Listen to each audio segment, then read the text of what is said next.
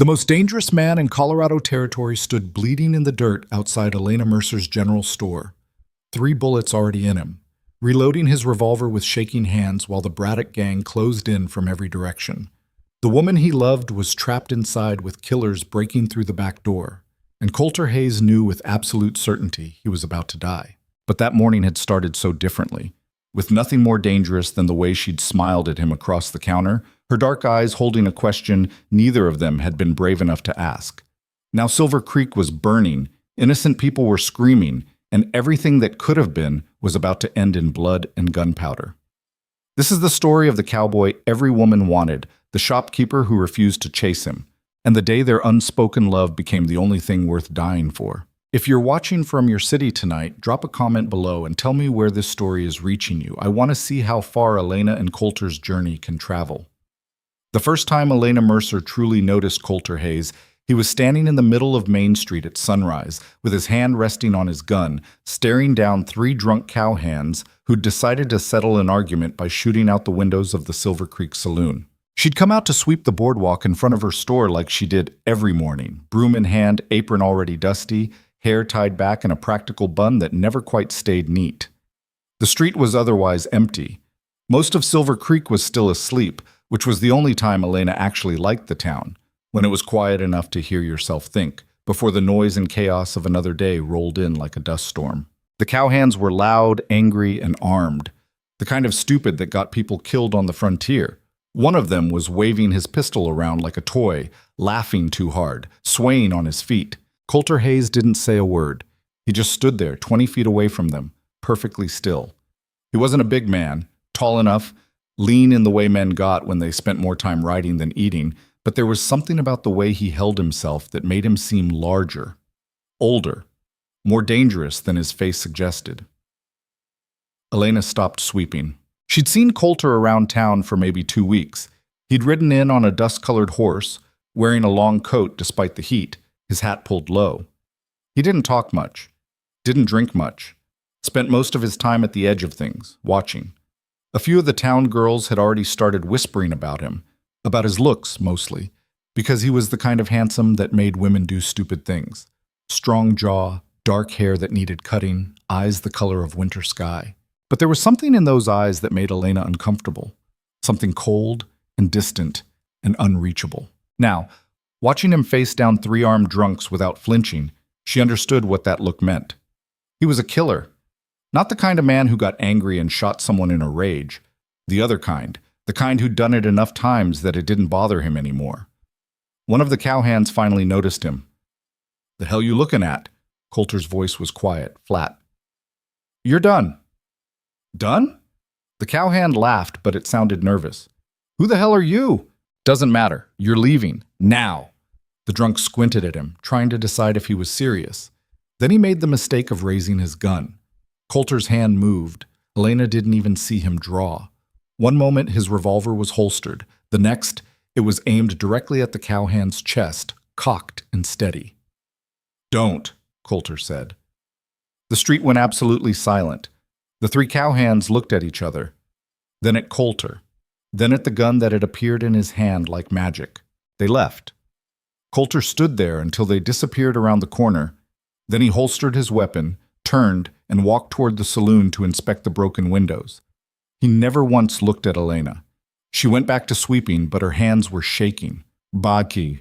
The second time Elena noticed Coulter Hayes, he was standing outside her store. It was 3 days later, mid-morning, and she was behind the counter going through her father's old ledgers, trying to make sense of numbers that refused to add up the way they should. The general store had been in her family for 12 years, but her father had died 8 months ago, kicked by a horse, sudden and stupid and unfair.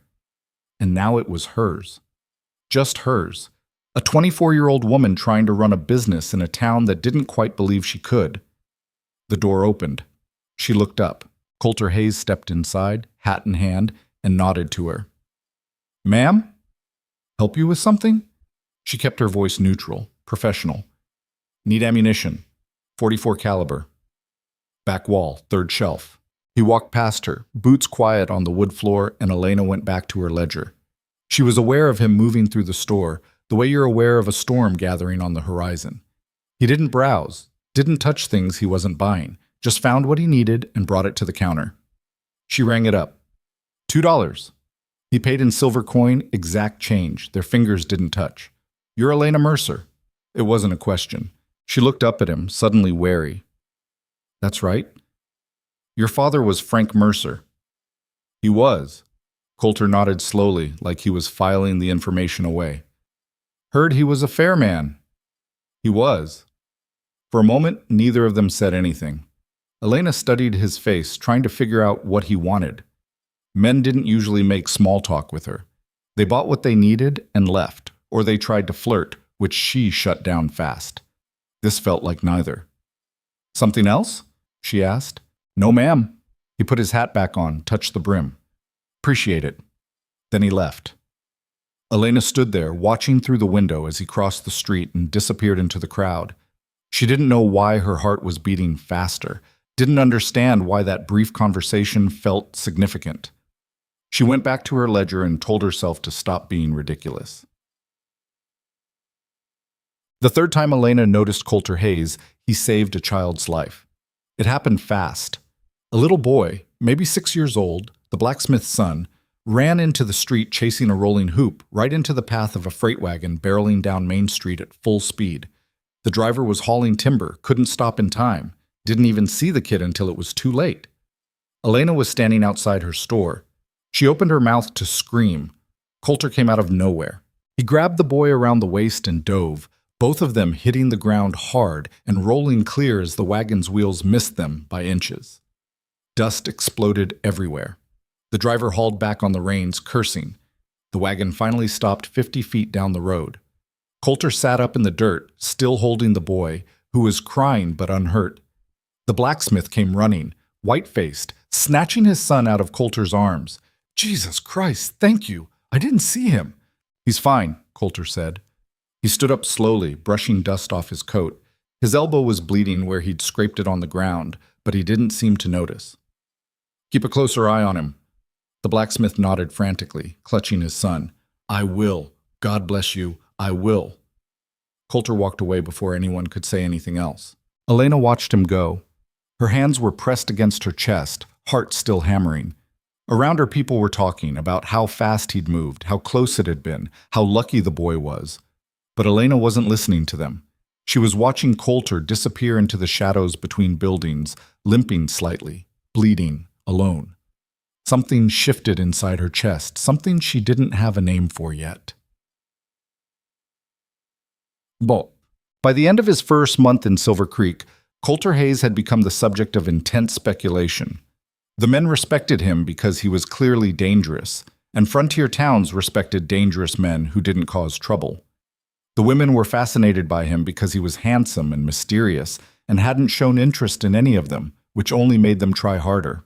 Sarah Ann Beckman, the banker's daughter, made a point of walking past the saloon every afternoon when Coulter was usually sitting on the porch.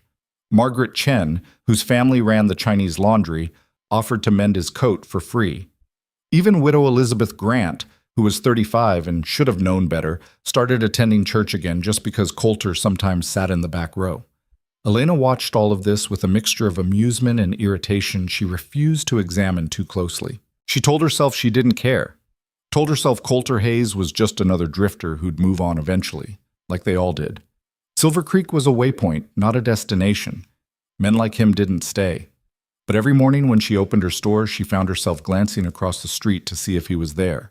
And he usually was. Sitting outside the saloon or leaning against a post, or walking past with that easy, dangerous grace that made people step aside without realizing they were doing it. He never came into her store again. Never spoke to her. But sometimes, just sometimes, she'd catch him looking, just looking. And then he'd glance away, like he'd been caught doing something he shouldn't. Elena didn't know what to make of it. Didn't know what to make of the way her pulse jumped every time she saw him. She was not the kind of woman who lost her head over a handsome face. She'd had suitors before. Good men, hard-working men, men her father had approved of, and she'd turned them all down because she'd been too busy keeping the store running, and none of them had made her feel anything worth risking her independence for. So why did Coulter Hayes make her feel like she was standing too close to a fire? The first real conversation they had lasted exactly 43 seconds. It was early June, hot and dry. The kind of day where the sun felt personal. Elena was outside, struggling to move a shipment of flour sacks that had been delivered to the wrong side of the loading dock. Each sack weighed 50 pounds, and she'd already moved 6 of them, and her back was screaming. "Need help?" She turned. Coulter was standing there, sleeves rolled up, looking at her like he'd asked the most natural question in the world. Pride made her want to say no. Common sense won. "Yes." He didn't smile, didn't make a show of it, just stepped up beside her and started moving sacks like they weighed nothing. They worked in silence for a few minutes, and Elena was acutely aware of how close he was, the heat coming off him, the way his forearms flexed under his shirt. "You run this place alone?" he asked. "I do." "That's a lot of work." "I manage." He glanced at her. "I can see that." Something in his tone made her look up. Their eyes met. Held. Elena felt her breath catch, then Coulter looked away, grabbed the last sack, and carried it inside. When he came back out, he was already turning to leave. "Thank you," Elena said. He nodded. Didn't say you're welcome, didn't say anything, just walked away. Elena stood there in the heat, heart pounding, and wondered what the hell was happening to her. Basad. 2 days later, she heard the rumors. Coulter Hayes had been asking questions about her. It came from Margaret Chen first, who mentioned it while picking up thread. "That cowboy, the quiet one, he was asking my brother about you." Elena's hand stilled. "What kind of questions?" "About your store, how long you've been running it, whether you had family. My brother didn't know much, so he sent him to talk to Mrs. Patterson." Mrs. Patterson was the biggest gossip in Silver Creek, which meant by now half the town probably knew Coulter had been asking about her. Elena didn't know how to feel about that. Flattered, suspicious, nervous, all of it at once. She went back to work and tried not to think about it, failed completely. That night, lying in her small room above the store, she stared at the ceiling and wondered what Coulter Hayes wanted from her. Wondered if she wanted him to want anything at all. The next morning, he was waiting outside her store when she opened. Elena stopped in the doorway, key still in her hand. "Can I help you?" "Probably not," Coulter said. That surprised her into almost smiling. "Then why are you here?" He looked uncomfortable, like this was the last place he wanted to be. "I heard, people are talking." "People always talk." "Not about me. About you." He shifted his weight. "I didn't mean to cause you trouble." "You haven't." "I was asking questions. About you. I shouldn't have." Elena studied him. He wouldn't quite meet her eyes, and that told her more than anything he'd said. "Why were you asking?" "Doesn't matter." "It does to me." Coulter was quiet for a long moment. Then he finally looked at her, and the expression in his eyes made something in Elena's chest tighten. "I wanted to know if someone was—" He stopped, started again. "If you were spoken for." The words hung in the air between them. Elena's pulse was racing. "I'm not." He nodded slowly. "All right. Is that what you wanted to know?" "Yes, ma'am." "You could have just asked me." "I could have." He almost smiled, didn't quite. "But I'm not good at that." "At asking questions?" "At talking to women, He stopped. "At talking." Elena felt something dangerous unfold inside her chest, something warm and terrifying. "You're talking now. This is different." "How?" Coulter looked at her like she was being deliberately difficult, which she absolutely was. "You know how." "Maybe." She leaned against the doorframe, arms crossed. "But I want to hear you say it." For a moment she thought he wouldn't, thought he'd just walk away like he always did, disappear into the crowd, leave her standing there wondering. But he didn't. "I notice you," Coulter said quietly. "Have been noticing you since the day I got here." Elena's breath caught. "Why didn't you say anything?" "Because I'm not the kind of man you should be noticing back." "Shouldn't I decide that?" "You should." He turned his hat in his hands. "But you don't know me. Don't know what I've done. So tell me." "I can't." "Can't or won't?" "Both." Elena wanted to be frustrated with him, wanted to tell him that wasn't good enough, that if he wanted something from her, he needed to actually try. But there was something in his face, something haunted and resigned, that stopped her. "You're not a good man," she said slowly. It wasn't a question. "No, ma'am." "But you're not a bad one either." Coulter looked at her like she'd said something profound. "I don't know what I am." "Then maybe you should stay long enough to find out." He didn't answer, just stood there, holding her gaze, and Elena had the sudden wild thought that if she reached out and touched him right now, something would change, something neither of them could take back. She didn't reach out. Neither did he. "I should go," Coulter said finally. "You should." He put his hat on, nodded to her, walked away. Elena watched him go, heart pounding, and knew with absolute certainty that nothing about Coulter Hayes was going to be simple. For the next week, they circled each other like wary animals. Coulter didn't come into her store, but he was always nearby, sitting on the saloon porch where he could see her front door, leaning against a post across the street, walking past at the exact time she usually took her lunch break. He never approached her, never tried to talk, just watched. And Elena watched back. She told herself it was ridiculous, told herself she had work to do, inventory to manage, a business to run. She didn't have time for whatever this was. But she found herself looking for him anyway, found herself disappointed on the rare occasions when he wasn't there. The other women in town noticed. "He's interested in you," Sarah Ann said one afternoon, trying very hard to sound like she didn't care. "Everyone can see it." Elena was measuring out sugar, didn't look up. "Is that so? Aren't you interested back?" "I don't know him." "None of us know him. That's what makes him interesting." Elena glanced at her. Sarah Ann was pretty in a delicate way, with blonde curls and blue eyes, and the kind of beauty that made men stupid. She was also spoiled, entitled, and used to getting what she wanted. "If you're interested, you should talk to him," Elena said mildly. "I have. He's not interested." "Maybe he's not interested in anyone." "He's interested in you." Sarah Ann's voice had gone cold. "Everyone knows it. I don't know what you did to catch his attention, but I didn't do anything." "Then maybe you should stop encouraging him." Elena set down the measuring cup slowly. "I'm not encouraging anyone. And if Coulter Hayes is interested in me, that's between him and me. Not you." Sarah Ann's face flushed. She grabbed her sugar and left without another word. Elena went back to work, but her hands were shaking. She wasn't used to this. Wasn't used to being at the center of gossip, to having people watch her, to feeling like she was doing something wrong just by existing. Silver Creek was a small town. Everyone knew everyone's business. But Elena had always been good at staying out of the drama, at keeping her head down and her focus on work. Coulter Hayes had made that impossible. What? That evening, after she closed the store, Elena went for a walk. She did this sometimes when her head got too full. Walked to the edge of town where the buildings gave way to open prairie, where the sky was big enough to breathe under. The sun was setting, painting the horizon in shades of orange and gold, and the air had finally cooled. She didn't realize Coulter was following her until she'd gone half a mile. Elena stopped, turned. He was maybe 20 feet back, standing in the middle of the dirt road. "Are you following me?" she called. "Yes." His honesty surprised her. "Why?" "Town's not safe after dark." "I've lived here my whole life." "Doesn't make it safe."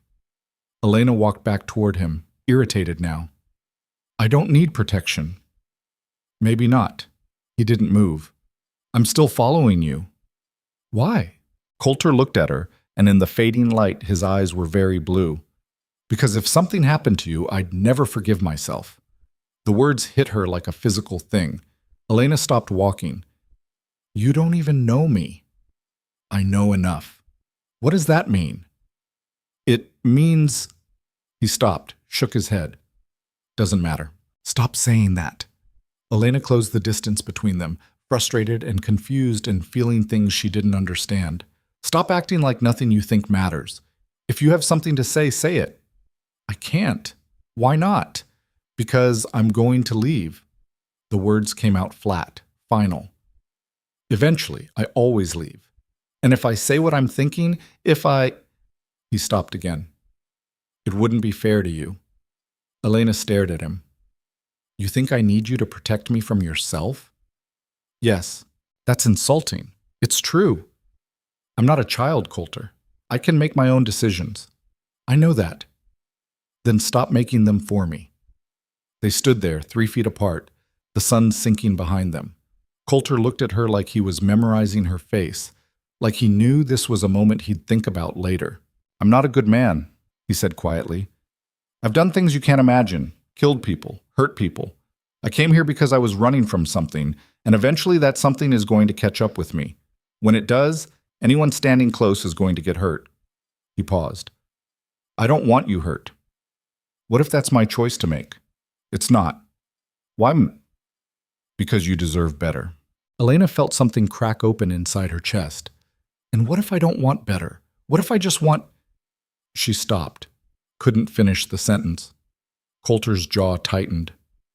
What? Nothing. Elena. The sound of her name in his voice made her close her eyes. This is stupid. Yeah. We barely know each other. I know. You're probably leaving anyway. I am. Then why does it feel like this? She opened her eyes, met his gaze. Why does it feel like I've been waiting for you without knowing it? Coulter didn't answer. Couldn't, maybe. He just looked at her, and Elena saw everything he wasn't saying written across his face. He wanted her badly enough that it scared him, and he was still going to leave. Go home, he said finally. It's getting dark. Elena wanted to argue, wanted to push him, make him admit what they both knew, but something in his expression stopped her. He wasn't going to give in. Not tonight. Maybe not ever. She turned and started walking back toward town. After a moment, she heard his footsteps behind her, keeping pace but not coming closer. He followed her all the way home. Waited until she was inside with the door locked. Then he disappeared into the darkness. Elena stood in her room above the store, looking out the window at the empty street, and felt something inside her shift. Something irreversible. She didn't know what was going to happen, but she knew, with absolute certainty, that Coulter Hayes was going to break her heart. 3 days later, everything changed. The news came in just after dawn, brought by a cavalry scout who rode into town half dead from exhaustion. Elena was sweeping her boardwalk when she heard the commotion, people gathering around the scout, voices rising in panic. She left the broom and walked over. Army payroll, the scout was saying. $50,000, hidden here in Silver Creek while they reinforce the escort. But the Braddock gang found out. They're coming. Elena's blood went cold. Everyone in the territory knew about the Braddock gang. They were butchers, murderers, led by a man named Jacob Braddock, who'd once killed an entire family because the father tried to stop him from robbing a train.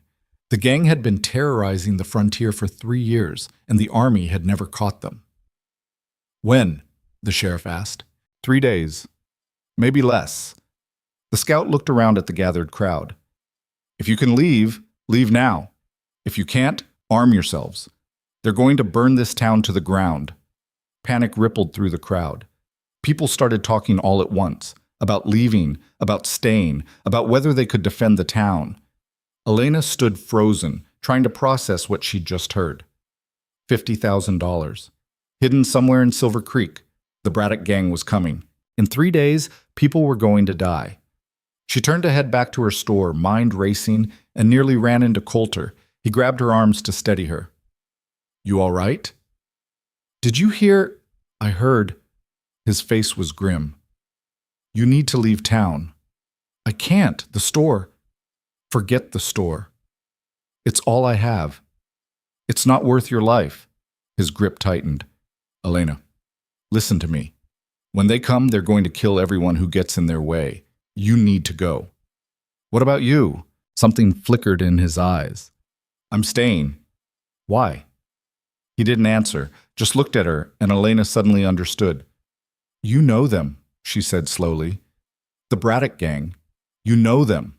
Coulter's face went blank. Get your things. Get out of town. Do it now. He let go of her and turned to walk away. Elena grabbed his arm. Don't you dare walk away from me right now. If you know something, I know enough to know you're not safe here. Then tell me. I can't. Damn it, Coulter. I rode with them, he said, and the words came out like a confession. 5 years ago. Before I knew what kind of men they were.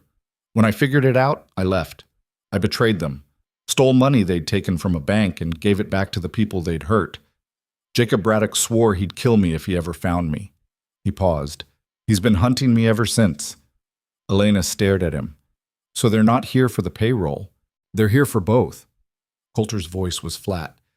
Jacob won't pass up $50,000, but once he finds out I'm here, and he'll burn this whole town down just to get to me. Then leave. If you leave, maybe he won't. He'll still come. He already knows about the payroll.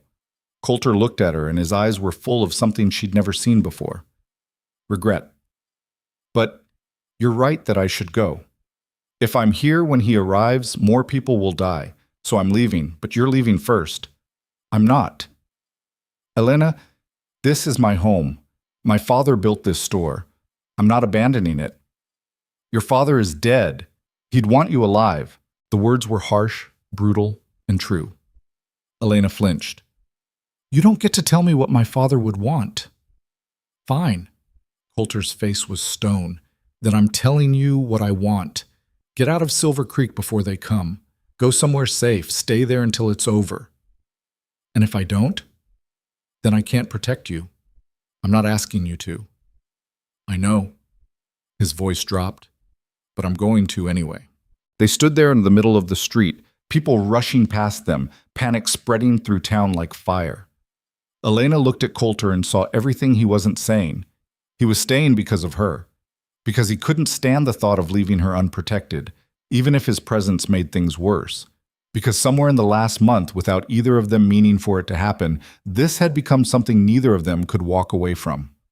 3 days, Elena said quietly. If that. Then we don't have time to argue. Coulter's jaw tightened. You're not staying. Yes, I am. Elena, I'm staying. She met his gaze. And if you try to force me to leave, I'll hate you for it. So don't. He looked at her for a long moment. Then something in his face shifted, gave in. All right, he said quietly. Then we'd better get ready. Elena nodded. And somewhere deep inside her chest, beneath the fear and the panic, something settled into place. Something that felt like inevitability. The Braddock gang was coming, and Coulter Hayes wasn't leaving. Whatever happened next, they were facing it together. Silver Creek had 48 hours to prepare for war, and nobody knew what the hell they were doing. The sheriff, a decent man named Tom Garrett, who'd spent most of his career breaking up bar fights and chasing cattle thieves, called an emergency town meeting in front of the courthouse. Nearly everyone showed up. Elena stood near the back, arms crossed, watching Coulter lean against the side of the bank building with his hat pulled low. He wasn't part of the crowd, wasn't trying to be, but everyone knew he was listening. The Army says they can't spare troops to defend us, Sheriff Garrett announced, voice strained. They're stretched thin fighting the Sioux up north. We're on our own. A man Elena didn't recognize, some rancher from outside town, shouted from the crowd. Then we leave. Pack up and get out before they arrive. And go where? Someone else yelled back. This is our home. A home ain't worth dying for. The hell it isn't. The argument erupted fast, voices overlapping, people shouting over each other. Elena watched the panic spread like spilled whiskey, ugly and uncontrollable. Some families were already loading wagons. Others were boarding up windows. A few men had rifles slung over their shoulders, trying to look brave, but Elena could see the fear in their eyes. Nobody in Silver Creek had ever faced anything like this. Sheriff Garrett raised his hands, trying to restore order. Listen to me. Anyone who wants to leave, leave now. No shame in it. But those of us staying need to organize. We need shooters on the rooftops, barricades at both ends of Main Street. You're talking about fighting the Braddock gang, a woman interrupted. Elena recognized her. Mrs. Patterson, the gossip, clutching her shawl like it could protect her. They're killers, professional killers. What chance do we have? We have numbers, Garrett said, but his voice lacked conviction. We have farmers and shopkeepers with hunting rifles, Mrs. Patterson shot back. They have 15 men, Coulter said. Every head turned. He pushed off the wall and walked forward, slow and deliberate, until he was standing at the edge of the crowd. People moved aside without realizing they were doing it. 15 men, Coulter repeated. Maybe 16 if Jacob picked up strays. They'll come in fast and loud, trying to scare you into surrendering. If you panic, you lose. If you hold your ground, you've got a chance. Sheriff Garrett looked at him, wary but desperate. You know them. I do. Then you know how they fight. I do. A long silence. Then Garrett nodded. All right, talk. Coulter scanned the crowd, his gaze cold and assessing. Elena watched him calculate who would run, who would fight, who would get themselves killed doing something stupid. They'll hit at dawn, Coulter said. That's Jacob's preference. Likes the light just right. Bright enough to see, dim enough that people are still groggy. He'll send 2 riders ahead to scout, then the rest will come through in a line, shooting anything that moves. They'll go for the bank first, then the sheriff's office, then they'll burn the rest of the town if anyone fights back. How do we stop them? Garrett asked. You don't stop them. You make it hurt enough that they leave. That's not much of a plan. It's the only plan you've got. Coulter turned to face the sheriff directly. You need shooters in high positions. Post them on the hotel roof, the saloon, the church steeple. When the gang rides in, your men wait until they're committed, middle of the street, nowhere to take cover. Then they open fire. You won't kill all of them, but you'll kill enough that the rest think twice. A younger man, one of the ranchers, spoke up. What if they split up, come at us from multiple directions? They won't. Jacob likes the spectacle, likes riding down the center of town like he owns it. He'll expect you to surrender the moment you see them. Coulter paused. Don't. Elena listened to him talk and felt something twist inside her chest. This was a different Coulter than the one who'd followed her home in the dark, worried she wasn't safe. This was the man he'd been before he came to Silver Creek, the man who'd ridden with murderers and learned how they thought, the man who knew exactly how much blood was about to be spilled. Sheriff Garrett looked around at the crowd. Anyone who wants to leave, now's your chance, no judgment. But if you're staying, we've got work to do. About a third of the people started moving toward their homes, heading for packed wagons and frightened families. The rest stayed. Elena stayed. Coulter's eyes found hers across the crowd. She couldn't read his expression, but she didn't look away. After a moment, he did. The next 24 hours passed in a blur of frantic preparation. Men hauled sandbags and scrap lumber to build barricades at the north and south ends of Main Street. Others climbed onto roofs, testing sight lines, figuring out firing positions. Women gathered medical supplies, bandages, alcohol, needles, thread, and set up a makeshift hospital in the church. Children were sent to hide in cellars and root cellars, told to stay quiet no matter what they heard. Elena turned her store into a supply depot. She gave away ammunition, rope, nails, anything people needed. Didn't charge a cent. The ledger her father had kept so carefully didn't matter anymore. If they survived this, she'd figure out how to rebuild. If they didn't, money wouldn't matter anyway. Coulter appeared in her doorway around midday, rifle in hand. Need anything? He asked. Are you asking as a customer or Elena stopped. She didn't know what he was. Why are you here? Checking the building, making sure it's defensible. You think they'll come here? I think they'll go everywhere. He stepped inside, eyes scanning the layout, the windows, the back door, the staircase leading to her room upstairs. You need better locks and boards over the front windows. I'm not boarding up my store. Elena, if I board it up, I can't see what's happening outside, can't help.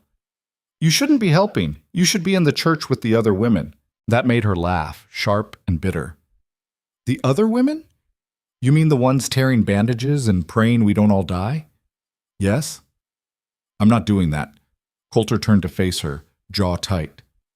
You're staying here, in your store, during a gunfight. It's my store.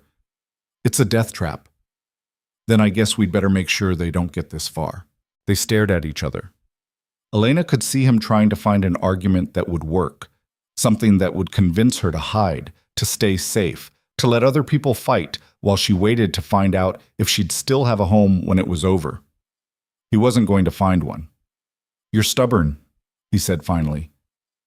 Yes? You're going to get yourself killed. Maybe. And you don't care. I care. Elena stepped closer. I care that this town is about to be destroyed because of money I never asked to be hidden here. I care that people I've known my whole life are going to die. I care that you... She stopped. That I what? Nothing. Elena, you're here because of me. The words came out raw, unplanned. You said you were leaving, but you're still here, and we both know why. So don't tell me I don't get to fight. Don't tell me I have to hide while you... She couldn't finish. Coulter looked at her like she'd punched him. You think I'm staying because of you, aren't you? He didn't answer right away. When he did, his voice was quiet, dangerous. If I thought leaving would keep you safe, I'd be gone already. But it wouldn't. No. So you're staying? Yes. Because of me. Coulter closed his eyes briefly. When he opened them again, something in his face had changed. The walls he kept up, the distance he always maintained, gone. I'm staying because if something happens to you and I'm not here, I'll never forgive myself. I'm staying because the thought of Jacob Braddock anywhere near you makes me want to kill him with my bare hands. I'm staying because... He stopped, shook his head. Doesn't matter why. It matters to me. It shouldn't. Why not? Because I'm not the kind of man who stays, Elena. I'm the kind who leaves, who ruins things, who gets people killed. You think you know me, but you don't. You don't know what I've done, the things I know enough. You don't. Then tell me. I can't. Elena wanted to scream, wanted to grab him and shake him until the truth fell out. You're a coward.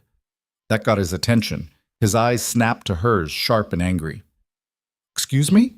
You heard me?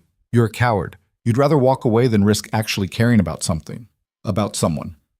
You hide behind this idea that you're too broken, too dangerous, too whatever, but really, you're just scared. You have no idea what you're talking about. Don't I? Elena stepped closer, heart pounding. You want me. I know you do. You've been watching me for weeks, following me around like some kind of ghost, and now you're staying to fight a battle that's going to get you killed, and you won't even admit why. I told you why. No. You gave me excuses.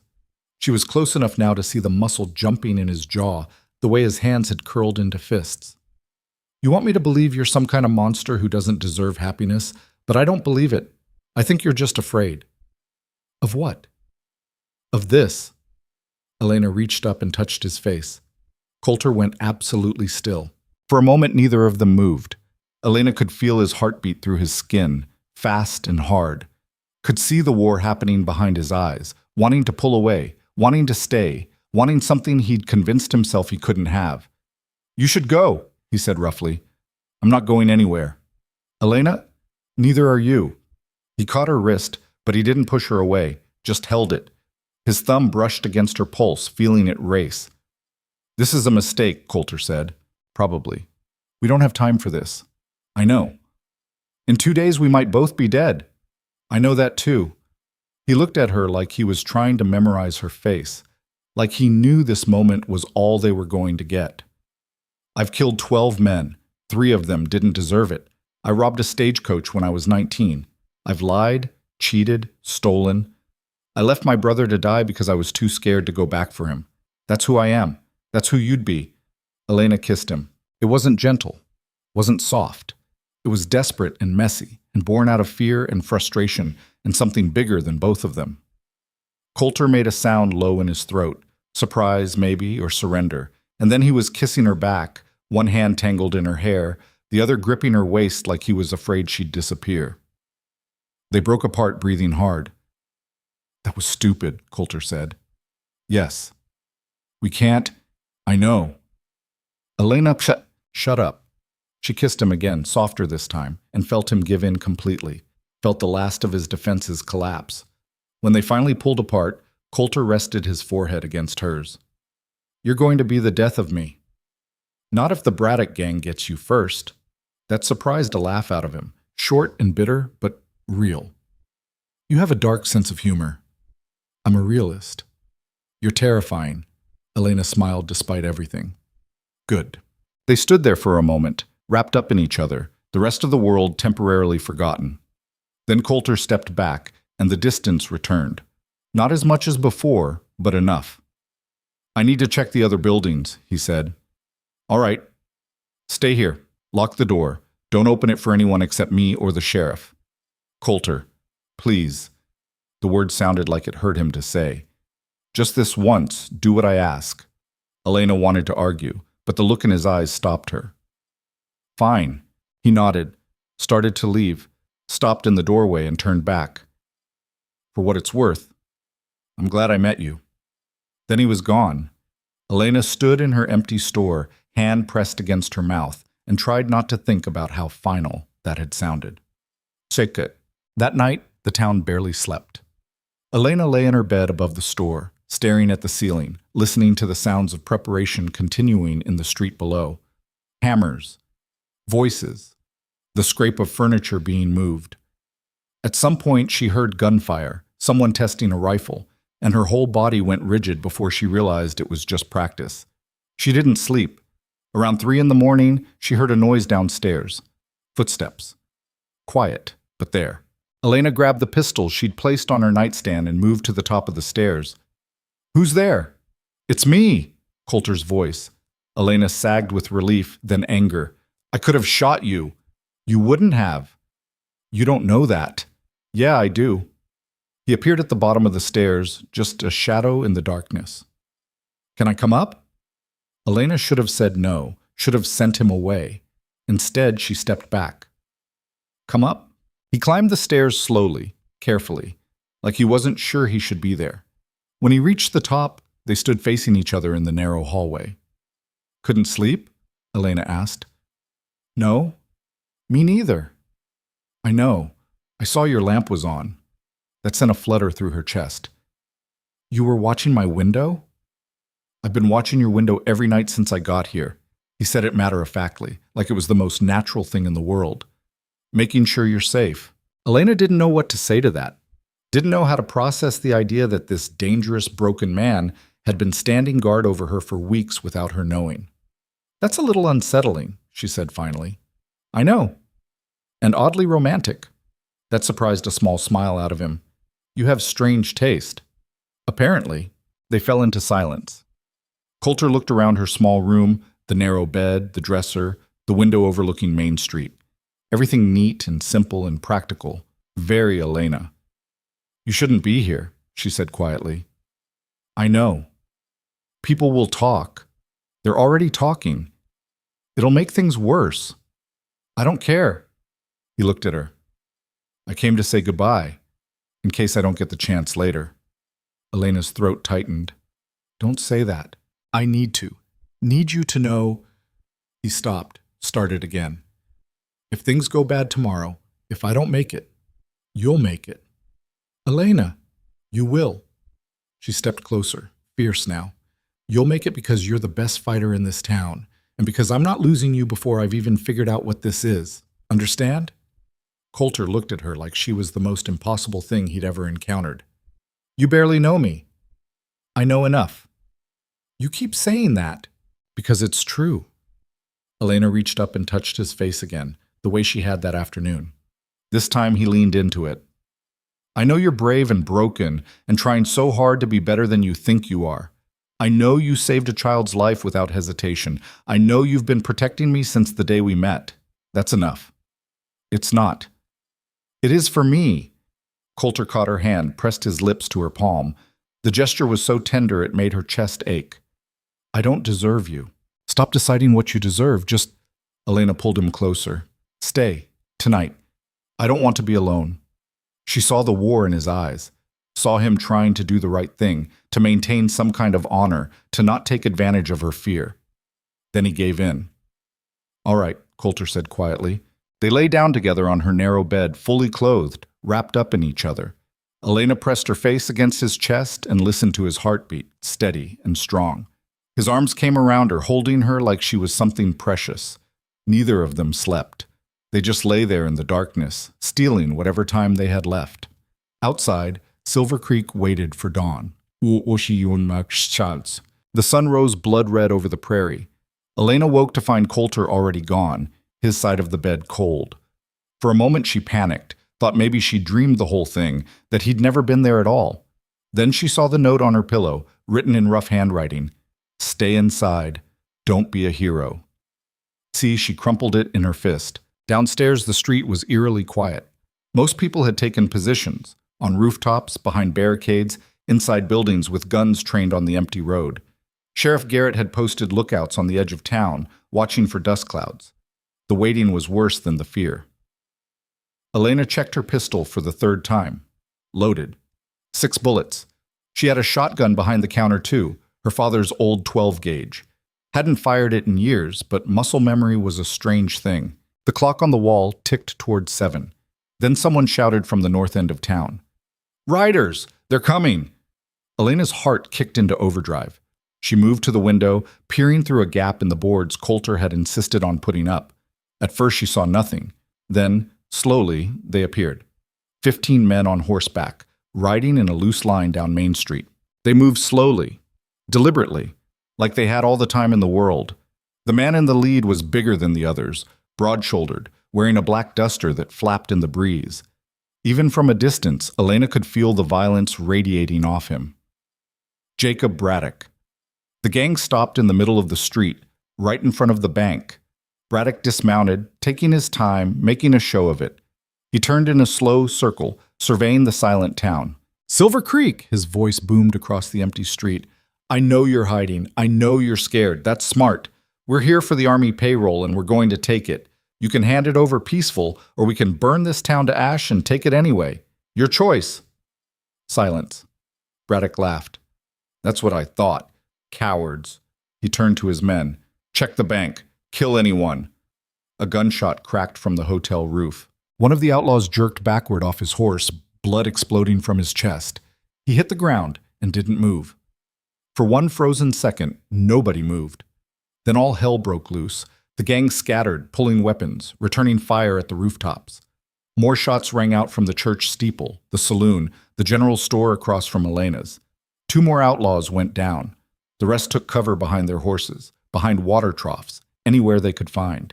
Elena watched Braddock dive behind a wagon, shouting orders. He looked furious, surprised. He hadn't expected resistance. Coulter had been right. The gunfight turned into chaos fast. Bullets tore through wood and glass. Someone screamed.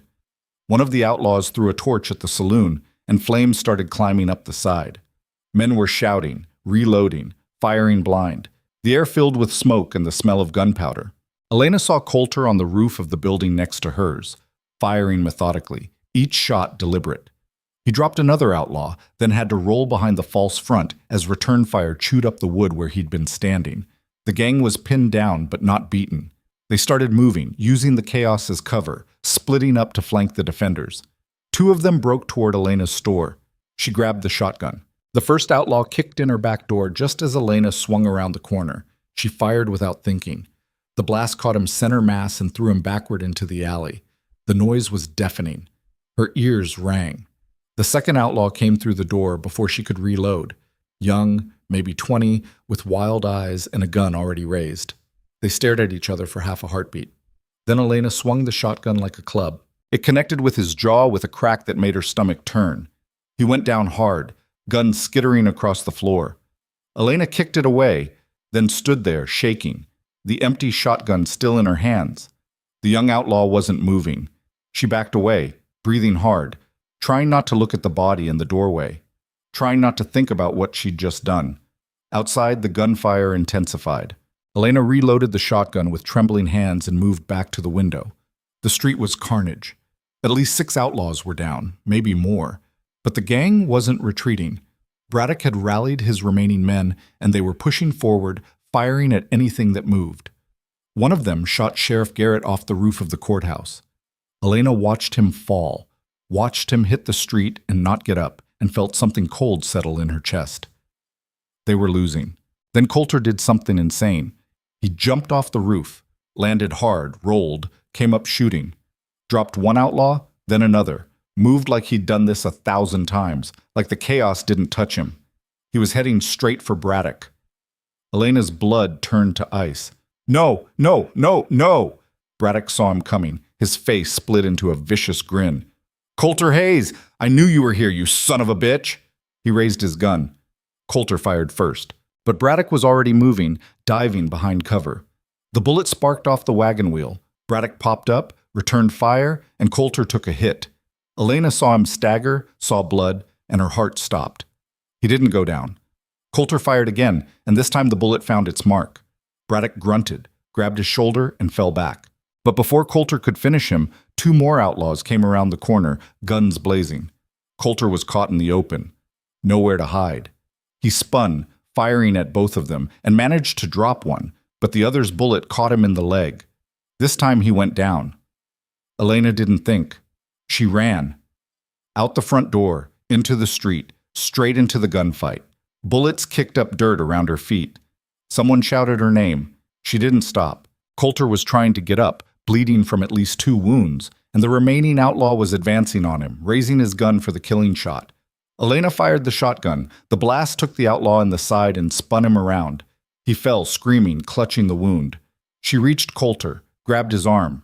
Get up, get up. What the hell are you doing out here? He was furious, bleeding, barely able to stand.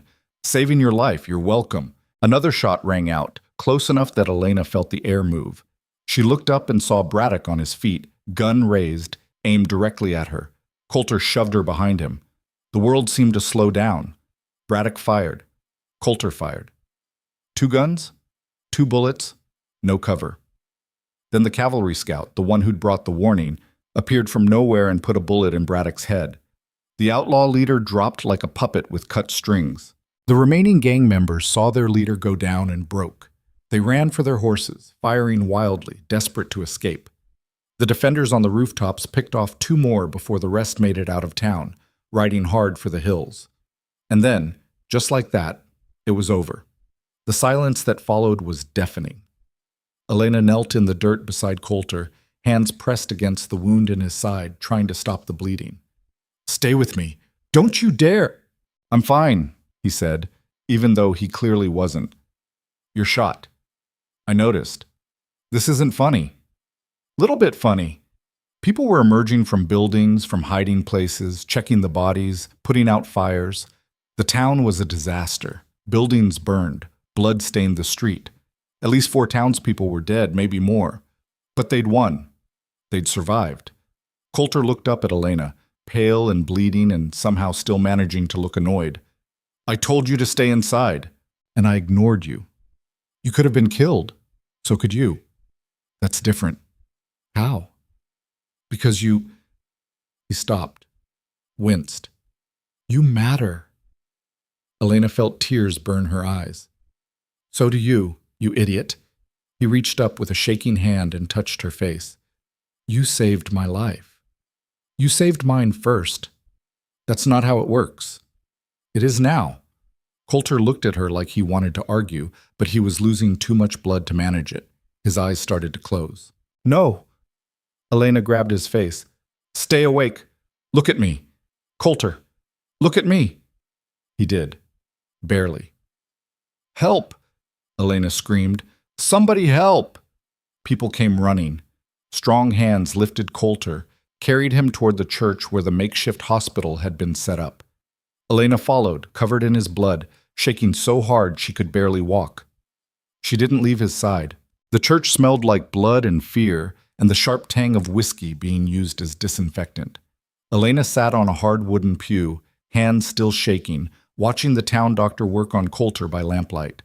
3 other wounded men lay on makeshift cots nearby, groaning, being tended by women with steady hands and grim faces.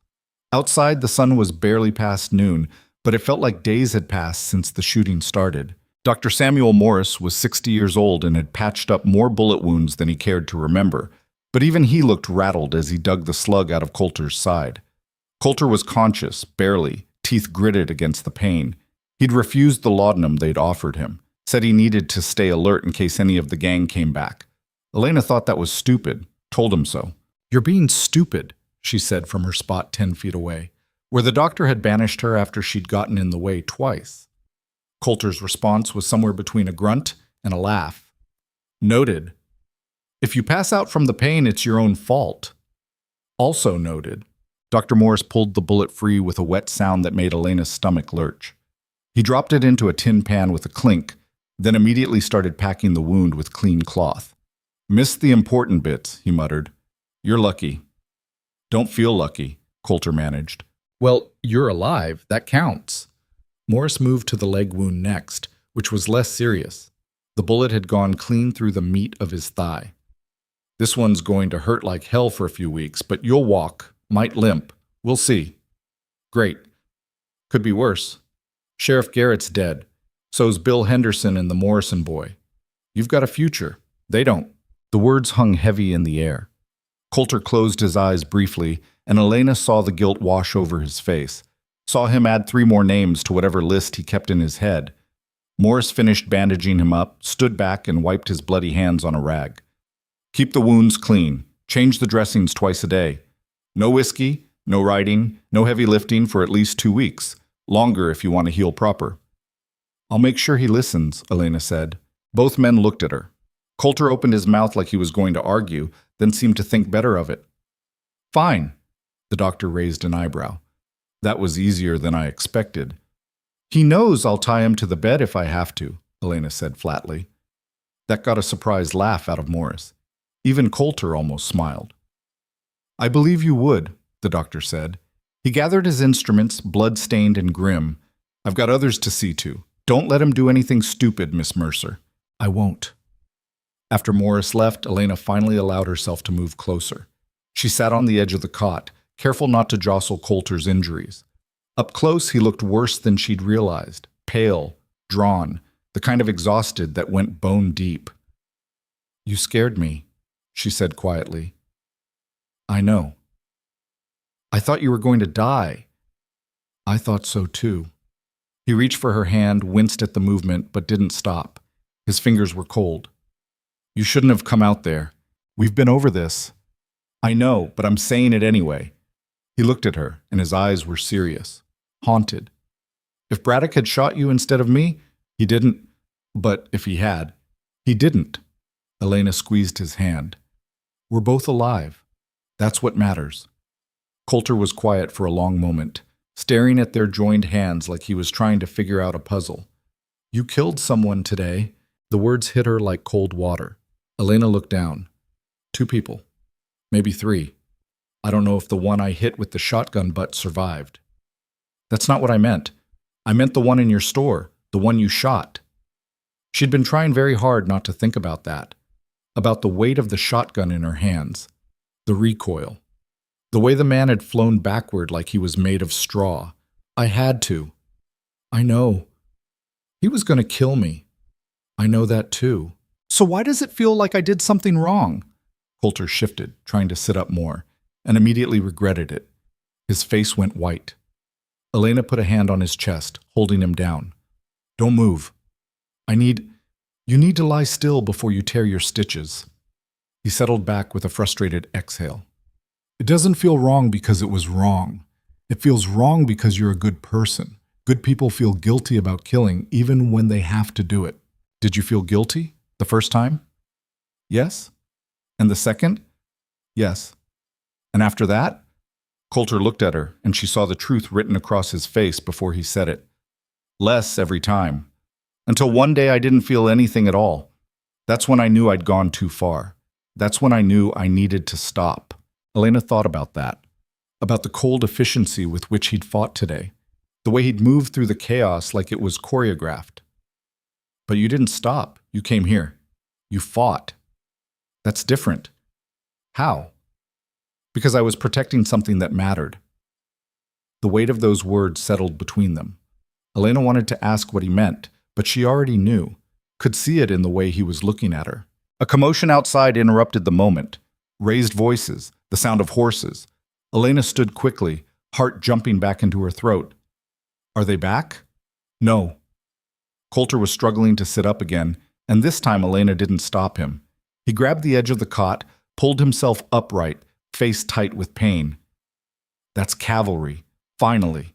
He was right. Through the church windows, Elena could see blue uniforms. At least 20 soldiers, led by a stern-faced captain who looked deeply unhappy about arriving too late to be useful.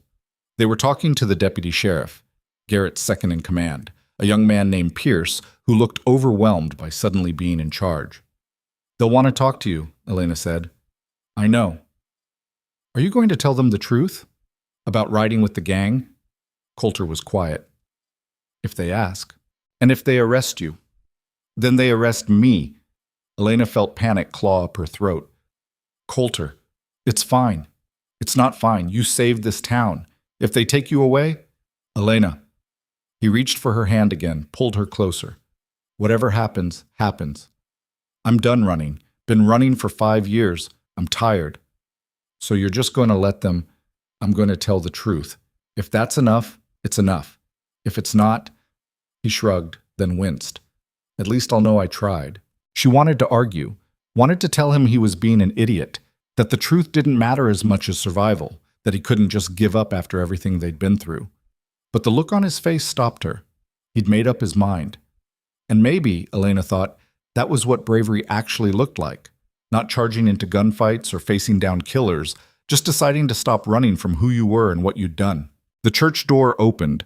Captain Warren Ellis stepped inside, taking in the scene with sharp eyes.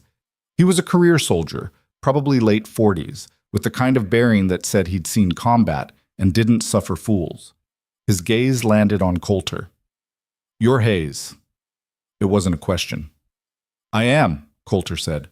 "I'm told you organized the defense. I helped. My scout says you knew the Braddock gang's tactics, knew how they'd attack." Coulter didn't hesitate. "I rode with them 5 years ago, before I knew what kind of men they were. When I found out, I left. Took money they'd stolen and returned it to the people they'd hurt. Jacob Braddock swore he'd kill me for it. He's been hunting me ever since." Captain Ellis studied him for a long moment. Then he nodded slowly. "So I heard. Also heard you could have run when you knew they were coming. Didn't. You stayed. Helped these people survive." "I did what I had to. Most men would have run. I'm not most men." "No." Ellis glanced at Elena, then back to Coulter.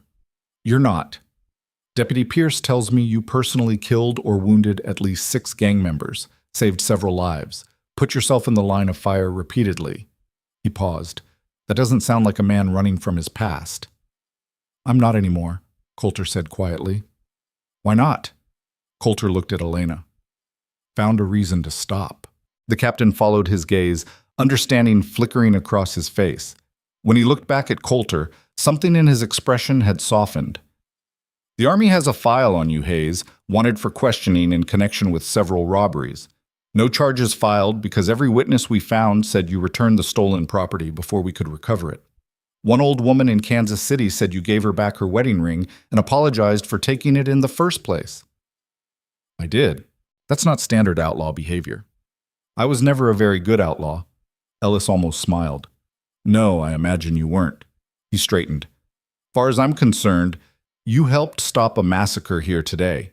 The Army's not looking to arrest heroes. Consider your record cleared. You've got a fresh start, Mr. Hayes. Try not to waste it." The relief that washed over Coulter's face was almost painful to watch. "Thank you. Don't thank me. Thank whoever taught you that some things are worth more than survival." Ellis turned to leave, then stopped. "We're taking the bodies back for burial. The payroll's been recovered. We'll post a garrison here for the next month in case any remaining gang members get ideas. After that, you're on your own." "We'll manage," Elena said. Ellis looked at her properly for the first time. "I believe you will, ma'am." Then he left, taking his soldiers with him. Elena sat back down on the cot, legs suddenly weak. "You're free." "I'm free," Coulter repeated, like he couldn't quite believe it. "You don't have to run anymore." "No." "You could stay, if you wanted to." He looked at her, and there was something vulnerable in his eyes, something uncertain. "Would you want that?" Elena leaned forward and kissed him. Not the desperate, frantic kiss from yesterday. Something softer, slower, a promise instead of a goodbye. When she pulled back, Coulter was smiling. Just barely, but it was there. "I'll take that as a yes," he said. "You're an idiot."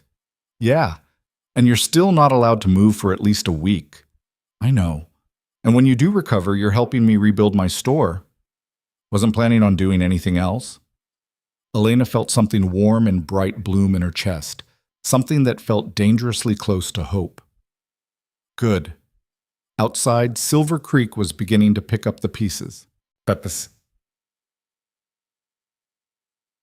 The next week passed in a blur of exhaustion and recovery. The dead were buried.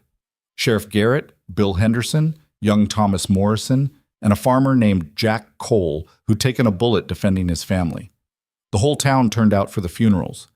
Elena stood beside Coulter, who was leaning heavily on a crutch, and watched 4 coffins get lowered into the ground.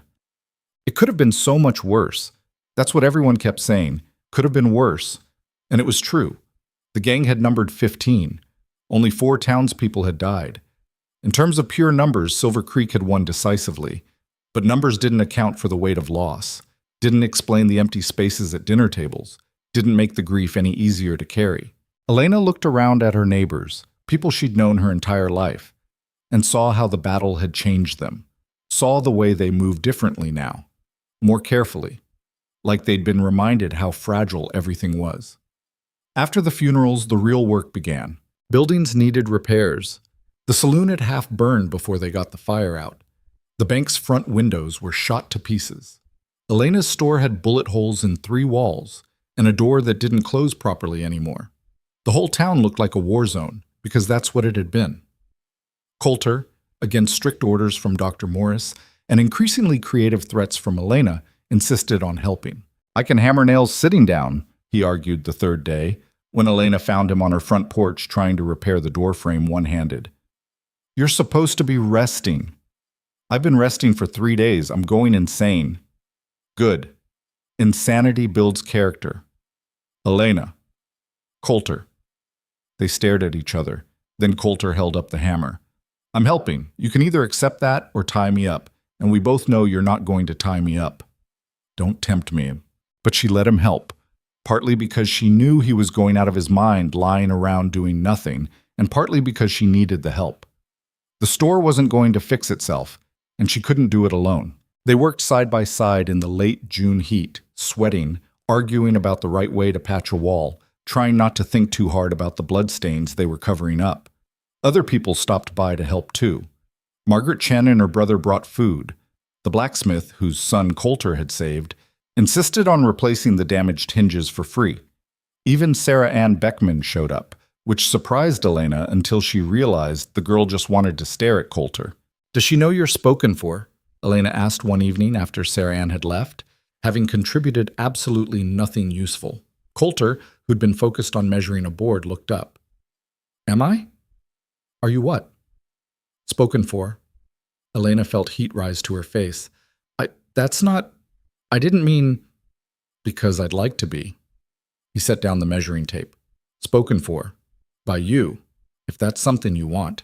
She stared at him.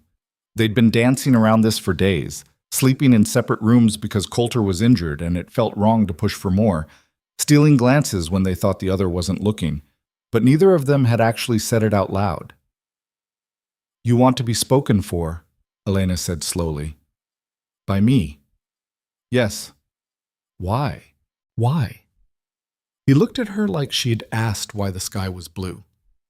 "Because I can't imagine leaving. Because every morning I wake up, and the first thing I think about is whether you're all right. Because you ran into a gunfight to save my life, and then had the audacity to yell at me for getting shot. Because—" He stopped. Started again. "Because I love you." The words hung in the air between them. Elena's heart was pounding so hard she was surprised he couldn't hear it. "You love me." "I do." "Since when?" "I don't know.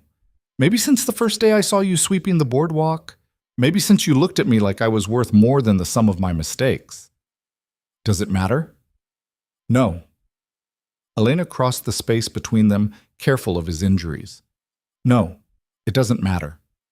"So is that a—" She kissed him before he could finish the question. Kissed him like she'd wanted to for days, weeks, maybe since the moment he'd stood in the street facing down those drunk cowhands without flinching. Coulter's arms came around her, and for a moment the destroyed store and the broken town and everything else fell away. When they finally broke apart, Coulter was smiling, really smiling, the kind of expression that transformed his whole face. "I'm guessing that's a yes," he said. "You're guessing correctly." "Good." He pulled her closer, rested his forehead against hers. "Because I don't have a plan B." "Since when do you have a plan A?" "Fair point." They stood there in the ruins of her store, covered in sawdust and sweat, and Elena felt something settle inside her chest, something that felt like certainty, like inevitability, like coming home. I love you too, she said quietly, in case that wasn't clear. Coulter's arms tightened around her. It was, but I liked hearing it anyway. Outside, the sun was setting. Someone was playing a fiddle somewhere down the street. Life was slowly returning to normal, or whatever normal looked like now. Silver Creek would survive. It always did. And so would they. Quote, 2 weeks after the battle, the cavalry garrison pulled out. Captain Ellis stopped by Elena's store before he left. Coulter was out back, working on replacing the steps, which gave the captain a chance to speak to Elena alone. He's a good man, Ellis said without preamble. Better than he thinks he is. I know, Elena replied. Take care of him. Men like that, men who've spent years running, sometimes they don't know how to stand still, how to accept that they deserve to be happy. I'll remind him. Ellis nodded, satisfied. I also wanted you to know, officially, the Army's report will say the Braddock gang was stopped by the citizens of Silver Creek acting in self-defense. Coulter Hayes' name will be mentioned as an organizer of the defense. Nothing about his past. Thank you. Don't thank me. He earned it. Ellis tipped his hat. Good luck, Miss Mercer. After he left, Elena stood in her repaired store and looked around. New boards on the walls, new glass in the windows. The bullet holes were gone, covered up, made invisible. But she knew where every single one had been, knew the exact spot where she'd stood when the first shot rang out, knew where Coulter had bled on her floor when they'd first brought him in. Some scars didn't show. Coulter appeared in the doorway, leaning less heavily on his crutch than he had last week. Garrison's gone, I saw. Feels strange, being on our own again. We were always on our own, I suppose. He looked around the store, taking in all the repairs. Looks good. It looks patched together, but it'll do. That's life on the frontier. Everything's patched together. You just hope the patches hold. Elena smiled. Philosophical today, are we? Dr. Morris says the pain makes me reflective. Dr. Morris is full of it. Coulter laughed. The sound still surprised her sometimes. How genuine it was, how unguarded. Like he was slowly remembering how to be human. They spent the rest of the day organizing inventory. Elena had lost some stock in the fight, broken jars, bullet-damaged goods, things that had been looted in the chaos, but most of it was salvageable. She was going through her father's old ledger, trying to reconcile the numbers, when she realized Coulter was watching her. What? She asked. Nothing, just... He paused. You're good at this. Running the store, taking care of people. You should be proud. I'm surviving. That's not the same thing. It is, though. He moved closer, sat down on the edge of the counter. You've kept this place going for 8 months on your own. Didn't fold when things got hard. Didn't run when the gang came. That's not just surviving. That's something more. Elena felt her throat tighten. My father would have done better. Maybe, but he's not here. You are. And you're doing fine. Fine isn't good enough. It's better than most people manage. She looked at him, at the quiet certainty in his eyes, and felt some of the weight she'd been carrying ease. You really believe that? I do. Even though I almost got you killed? You saved my life. Bit different. You wouldn't have been there if not for me, Elena. He reached over, took the ledger from her hands, set it aside. I was there because I wanted to be, because leaving would have meant losing something I wasn't willing to lose. That's not your fault. That's my choice. A stupid choice, maybe, but it's mine. They sat there in comfortable silence. Outside, the street was busy. People rebuilding, people moving forward, people choosing to stay despite everything. Silver Creek was still standing, battered and scarred, but standing, just like them. That night, Elena woke to the sound of Coulter shouting. She was out of bed in seconds, grabbing the pistol she now kept on her nightstand, a habit she hadn't had before the battle and probably wouldn't break anytime soon. She rushed downstairs to where Coulter had been sleeping on a cot in the store's back room, the one she'd set up because he couldn't climb stairs yet. He was sitting up, breathing hard, eyes wide and unfocused. Not seeing her. Not seeing anything. Coulter. Elena approached carefully, gun lowered. Coulter, it's me. He didn't respond. Coulter. She touched his shoulder. He grabbed her wrist fast, his grip tight enough to hurt. For a second she thought he was going to hurt her, thought whatever nightmare had him wasn't going to let go. Then his eyes focused. He saw her, really saw her. Elena. His voice was rough, broken. He let go of her wrist immediately, looked at his hand like it had betrayed him. I'm sorry, I wasn't. It's all right. It's not. I could have, but you didn't. She sat down beside him, rubbed her wrist where his fingers had been. It would bruise, but she didn't care. Bad dream? He laughed, bitter and humorless. Something like that. Want to talk about it? No. Want me to stay anyway? He looked at her, and in the dim lamplight she could see how shaken he was. How the walls he usually kept up had crumbled. Yes. Elena lay down beside him, careful not to jostle his injuries. He wrapped an arm around her, pulled her close, and she felt him shaking, not from cold, from something deeper. I killed a lot of people today, Coulter said quietly. In the fight, I keep seeing their faces. They were trying to kill you. I know, doesn't change what I did. Does it ever get easier? No. His hand moved up and down her arm, like he needed to feel her there, needed to confirm she was real. You just get better at living with it, or you don't. Some men drink themselves to death. Some men eat a bullet. Some men just... He stopped. Some men what? Some men find something worth staying alive for, something that makes the weight bearable. Elena pressed closer. Have you found that? I think so. Good. They lay there in the darkness, listening to the sounds of the town settling. Somewhere a dog barked. Somewhere a baby cried. Normal sounds, peaceful sounds, the kind of sounds that said life was continuing despite everything. I love you, Coulter said suddenly, like he needed her to know, like he was afraid he wouldn't get another chance to say it. I know. I'm not easy to love. I'm broken, damaged. I've got more ghosts than any one person should carry. I don't care. You should, but I don't. Elena tilted her head to look at him. You think you're the only one with ghosts? I killed 2 people. Maybe 3. I can still feel the shotgun in my hands, still hear the sound it made when... She stopped.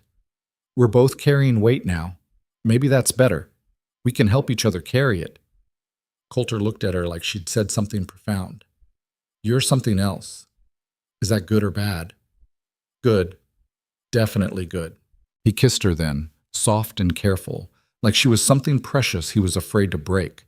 Elena kissed him back and tried not to think about how easily they could have lost this, how close they'd come to never having this at all. When they finally pulled apart, Coulter's breathing had steadied. The tension had bled out of his shoulders. He was still haunted, probably always would be, but he looked more grounded, more present. Stay, he said quietly. I'm not going anywhere. I mean, he paused. Stay here, in Silver Creek, with me. Don't just, I need to know this is real, that you're not going to change your mind when things settle down and you realize what you've gotten yourself into. Elena propped herself up on one elbow.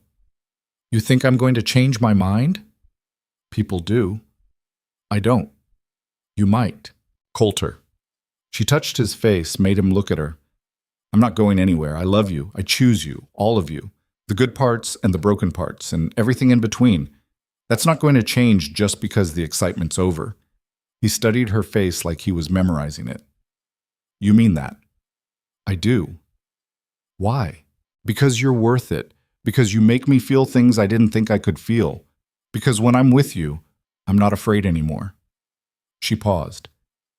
And because I think you need someone to choose you for once, to tell you that you're enough exactly as you are. Coulter's eyes closed briefly.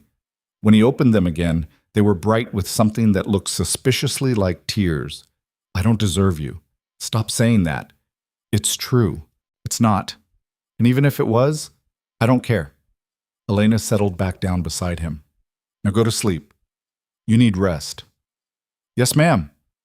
But he didn't sleep. Neither did she. They just lay there together, holding each other in the dark, and let the weight of everything they'd survived settle over them like a blanket. Outside, Silver Creek slept. Inside, two broken people tried to figure out how to be whole. By the time August arrived, the story of what happened in Silver Creek had spread across 3 territories. Elena heard different versions every time a new traveler passed through. In some tellings, Coulter Hayes single-handedly fought off 50 outlaws. In others, the entire Braddock gang had burned the town to ashes before a mysterious gunslinger rose from the dead to exact revenge. One particularly creative version claimed Elena herself had shot Jacob Braddock between the eyes from 200 yards while riding a horse backward. "That one's my favorite," Coulter said when she told him about it. He was finally off the crutch, though he still limped when he thought she wasn't watching. They were sitting on the porch of her store in the evening heat, watching the street settle into twilight. Very dramatic. Completely ridiculous. Most good stories are. Elena laughed despite herself. The past 6 weeks had been strange, rebuilding the town, rebuilding themselves, learning how to exist in a world where they weren't running from anything anymore. It should have been easier. In some ways it was. In other ways, it was the hardest thing either of them had ever done. Coulter still had nightmares.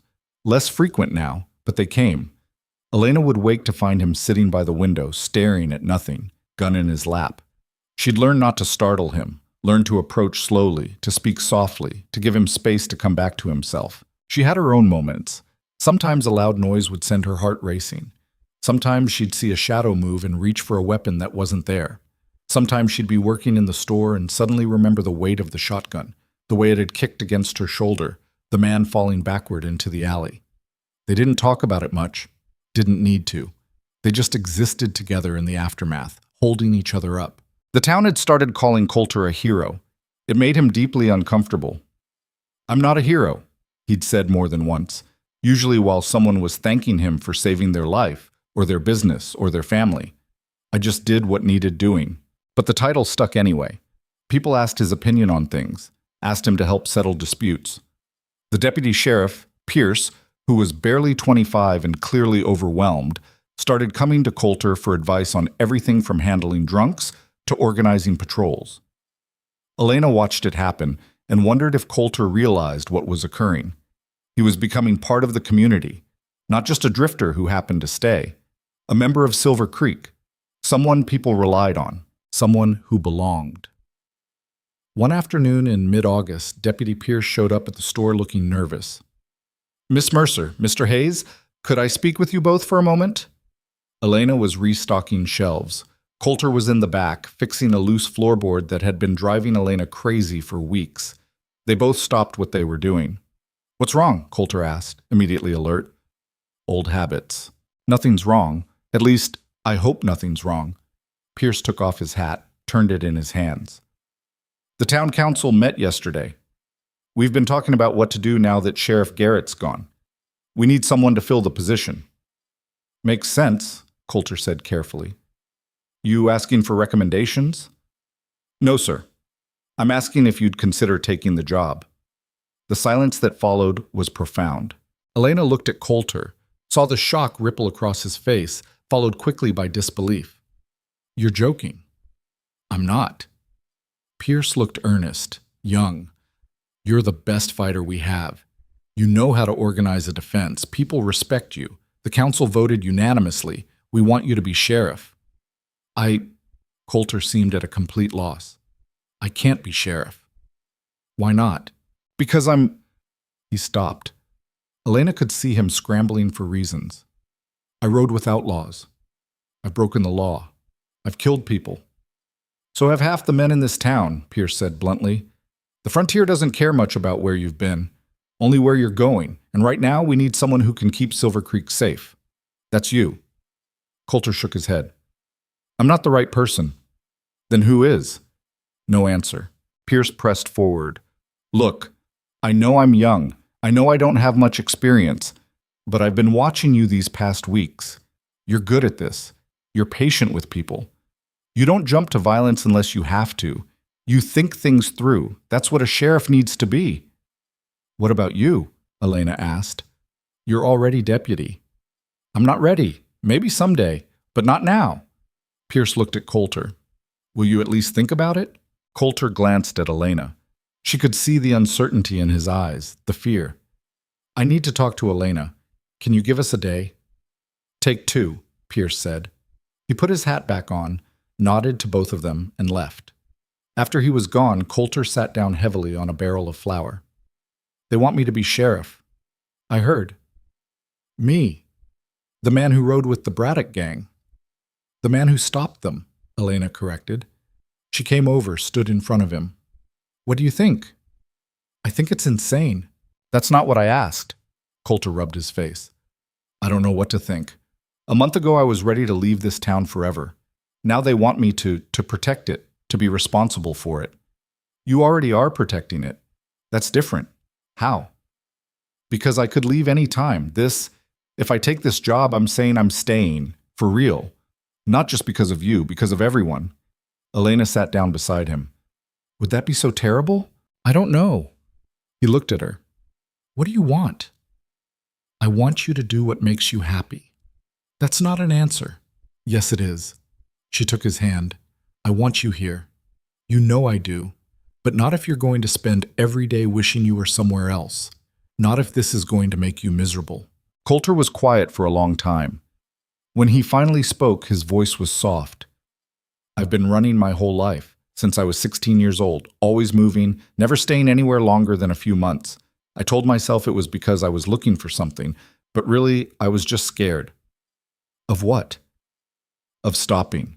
Of putting down roots, he struggled for words, of mattering to people, because if you matter, you can disappoint them, can let them down, can lose them.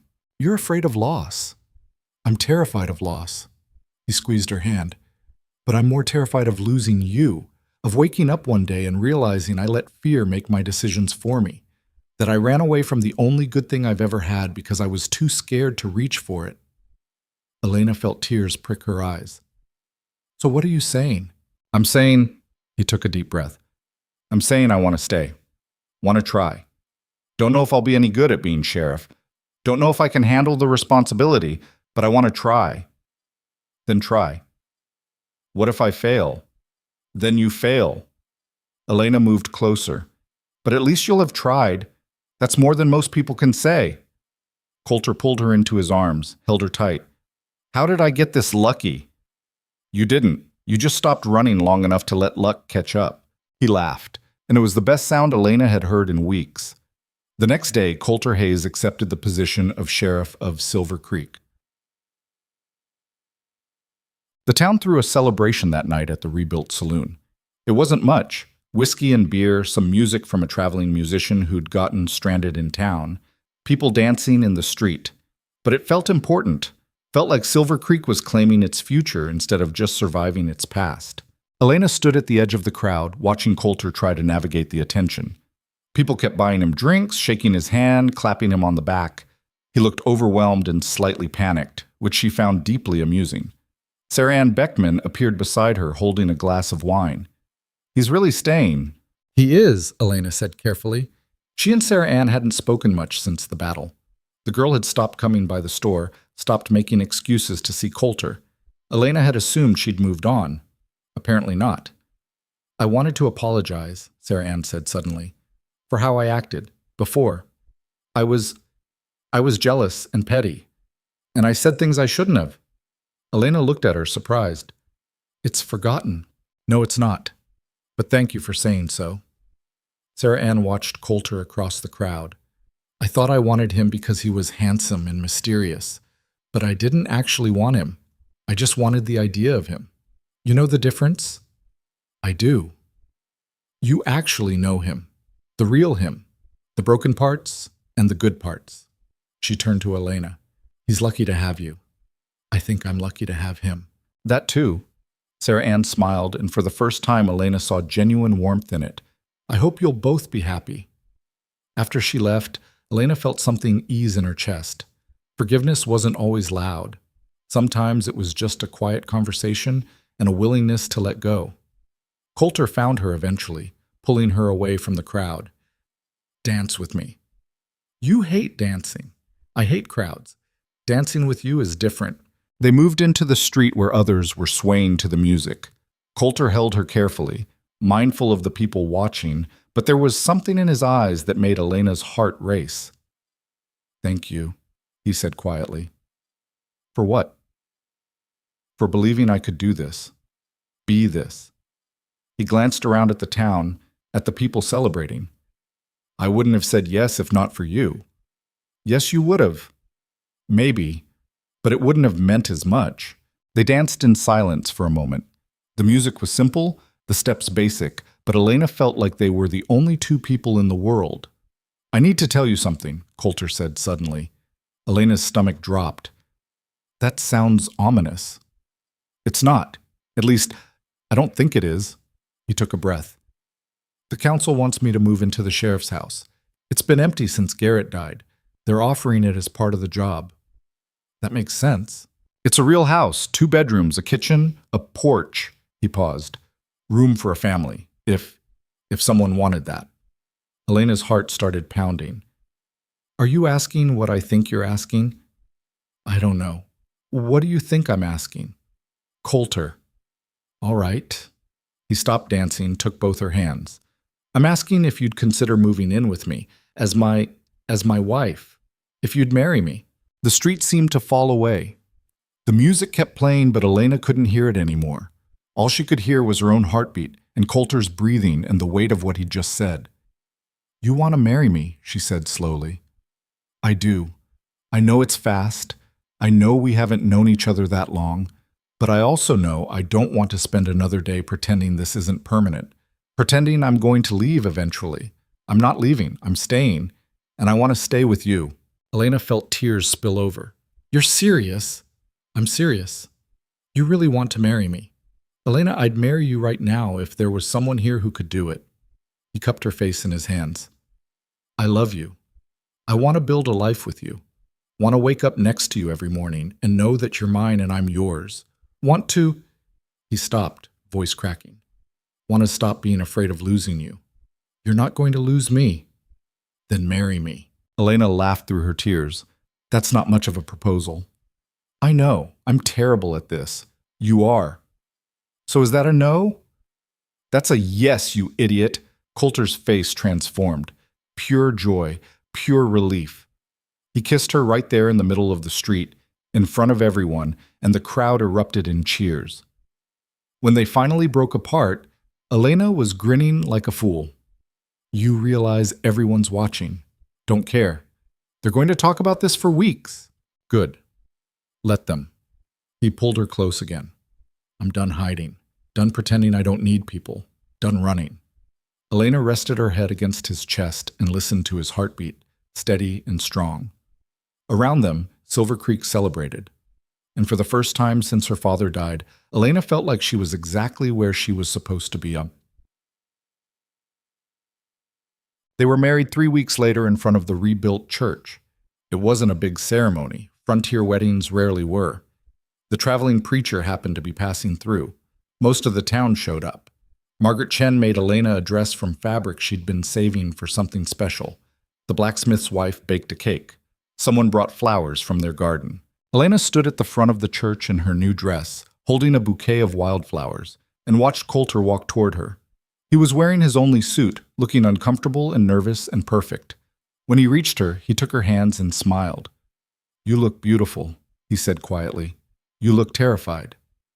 I am terrified. Of what?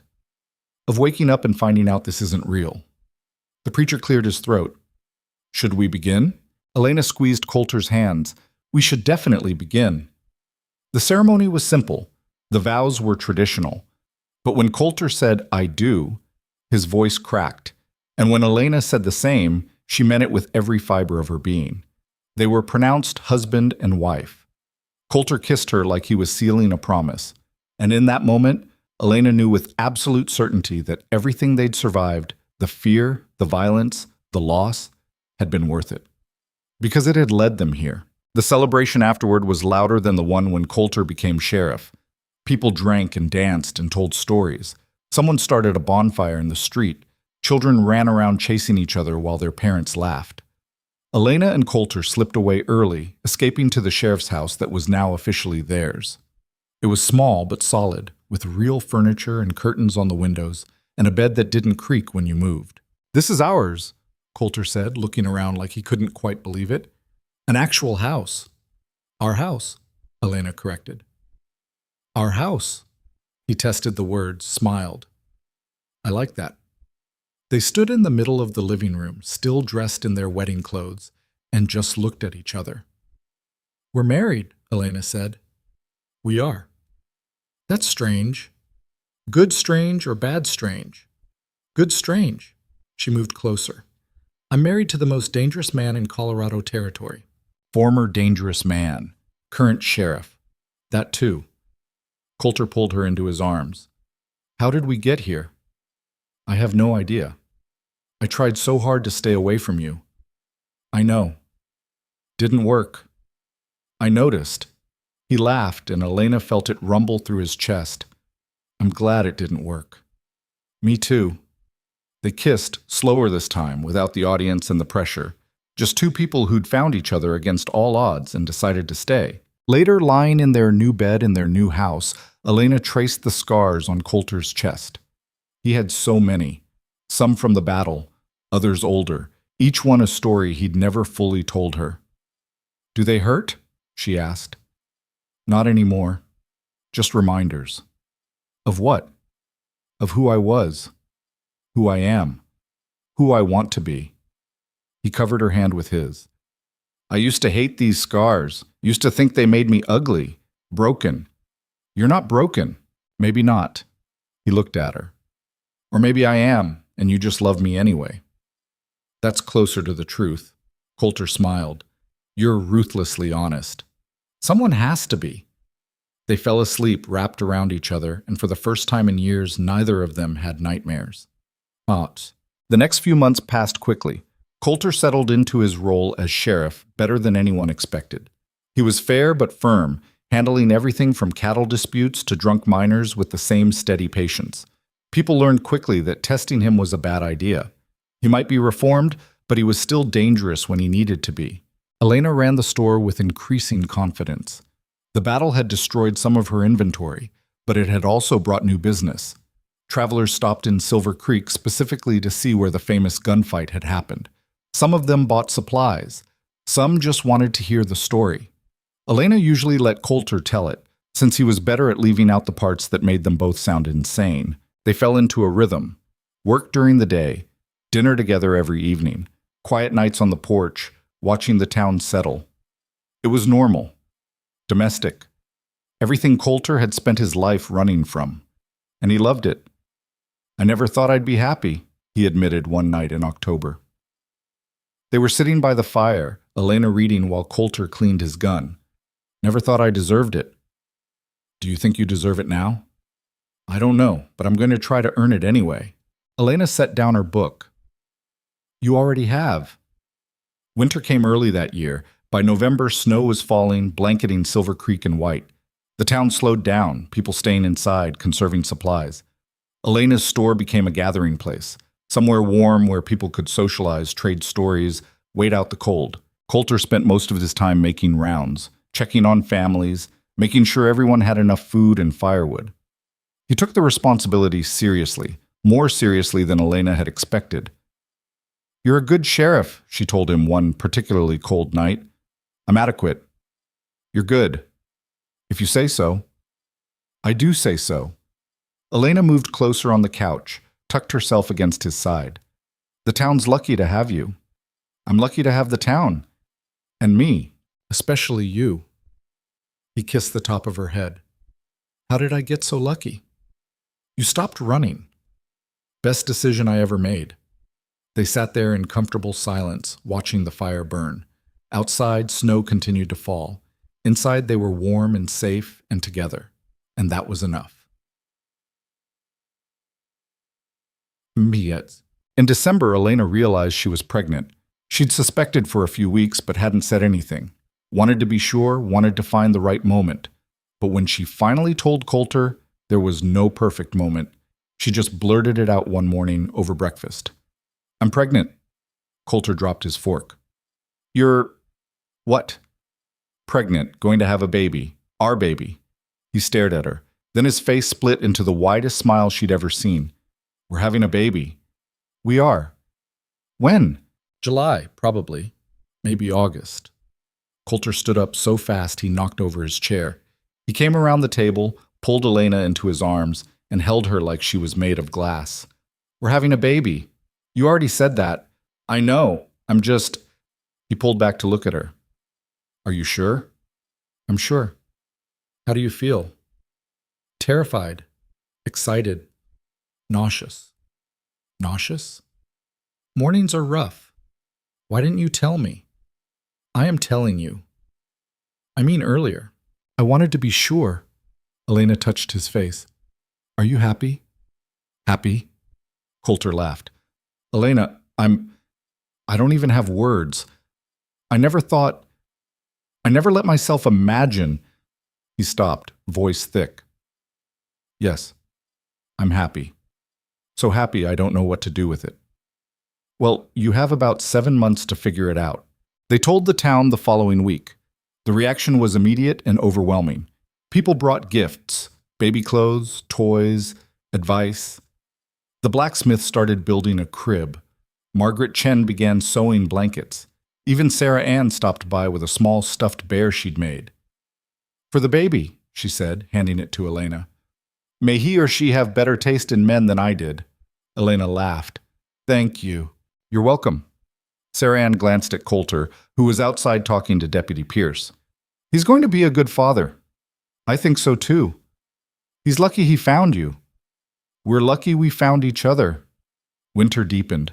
The town hunkered down, and Elena and Coulter prepared for the spring that would bring new life into a world they'd fought so hard to protect. One night in late January, they sat together by the fire, Elena's hand resting on her still flat stomach. What do you think? Coulter asked. Boy or girl? Does it matter? No, just curious. I think, Elena paused, I think either way, they're going to have the best father they could ask for. Coulter looked at her, eyes bright. I'm going to try. Going to be better than my father was. Better than I thought I could be. You already are. You have a lot of faith in me. Someone has to. He pulled her closer, and they sat there watching the flames dance. Outside, snow fell. Inside, they planned a future neither of them had thought they'd live to see. And somewhere in the back of both their minds, the ghosts of what they'd survived quietly faded, replaced by something brighter, something that looked a lot like hope. Spring came to Silver Creek like a promise kept. The snow melted slowly through March and April, revealing a town that had somehow survived another Colorado winter. The buildings stood solid, the people endured, and Elena's belly grew round with new life that kicked and turned like it was already impatient to meet the world. Coulter had become almost comically protective. He wouldn't let her lift anything heavier than a broom, insisted she sit down every hour, followed her around like a nervous shadow until Elena finally snapped at him one afternoon in late May. I'm pregnant, not dying. I know that. Then stop treating me like I'm made of porcelain. I'm just trying to... Smother me. You're trying to smother me. She was restocking shelves in the store, moving slower than usual but still capable. Women have been having babies since the beginning of time. I'm going to be fine. Coulter leaned against the counter, arms crossed. What if something goes wrong? Then something goes wrong. We'll deal with it. Elena, Coulter. She turned to face him. I love that you care. I love that you're worried. But if you don't stop hovering, I'm going to lose my mind. I need you to trust that I know my own body, that I'll tell you if something's wrong. Can you do that? He looked torn, miserable, finally nodded. I can try. That's all I'm asking. But she understood where the fear came from, understood that every time Coulter looked at her, he saw something precious he was terrified of losing. He'd lost too much already. His brother, his past, years of his life to running and fear. Now he had something worth keeping, and the thought of losing it was eating him alive. Elena tried to be patient, tried to remember that his worry came from love, not control. But some days it was harder than others. Deputy Pierce helped by keeping Coulter busy. There were disputes to settle, patrols to run, the usual chaos that came with frontier life. A group of miners got into a fight over a claim. A traveling merchant accused someone of theft. 2 families nearly came to blows over a property line. Coulter handled it all with the steady patience that had become his trademark. He didn't jump to violence, didn't lose his temper, just listened, thought it through, made decisions that were usually fair even when they made people angry.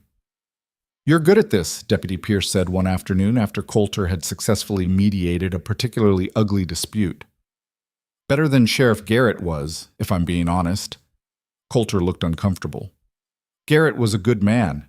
He was, but he was also set in his ways. You actually listen to people. Try to understand both sides. That matters. Just trying not to make things worse. Well, it's working. Pierce adjusted his hat. Town's lucky to have you. After he left, Coulter stood in the middle of the street and looked around at Silver Creek. The buildings, the people, the place he'd never intended to stay but now couldn't imagine leaving. Something had shifted in him over the past year, something fundamental. He wasn't the man who'd ridden into town chasing ghosts and running from his past.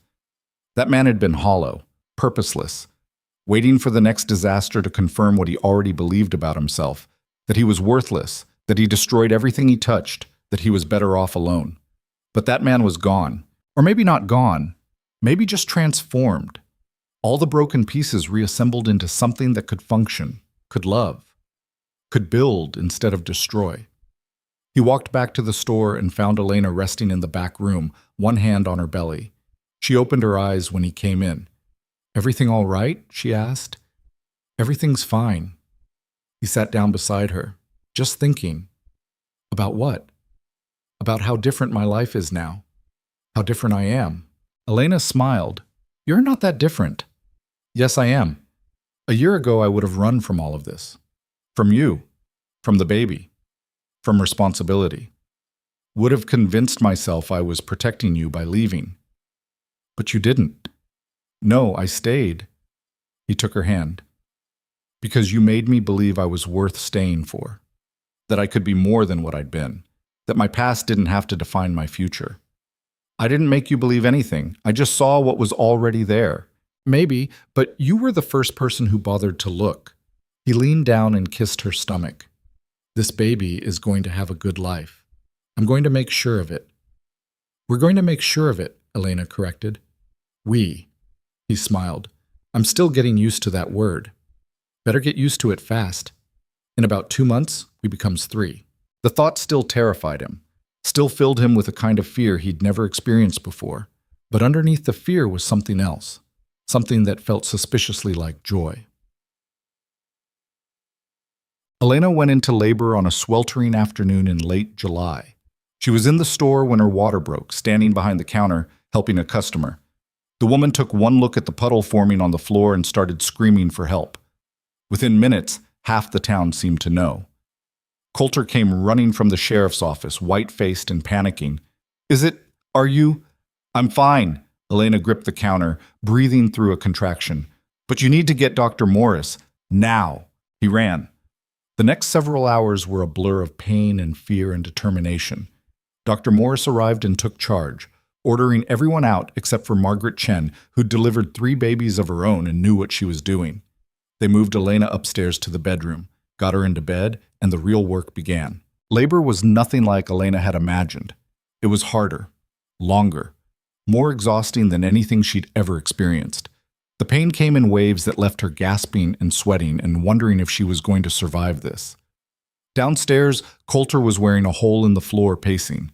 Deputy Pierce had tried to get him to leave, to go do something useful, but he'd refused. Just kept pacing and listening to Elena's screams from above and looking like he was being torn apart. "She's strong," Pierce said, trying to be helpful. "She'll be fine." "You don't know that. Women do this all the time. That doesn't mean it's safe." "Coulter, I can't lose her." The words came out raw, desperate. "I can't. If something happens..." "Nothing's going to happen."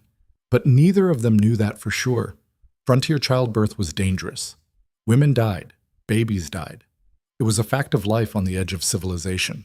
Upstairs, Elena was thinking the same thing, thinking that she might not survive this, that her baby might not survive this, that Coulter might end up alone after all, raising a child without her or mourning both of them. "I can't do this," she gasped between contractions. "Yes, you can," Margaret said firmly. "You're almost there." "I can't..." Elena Mercer Hayes, you fought off the Braddock gang with a shotgun. You can sure as hell push out a baby. That surprised a laugh out of her. Then another contraction hit and she stopped laughing. The sun was setting when the baby finally came. One last push, one last scream, and suddenly there was crying. Not Elena's crying, a baby's crying. It's a girl, Dr. Morris announced. A healthy girl. Elena collapsed back against the pillows, sobbing with relief. Margaret cleaned the baby and wrapped her in a blanket, then placed her in Elena's arms. She was tiny, red-faced, perfect. Hi, Elena whispered. Hi, sweetheart. The baby stopped crying and looked at her with unfocused eyes.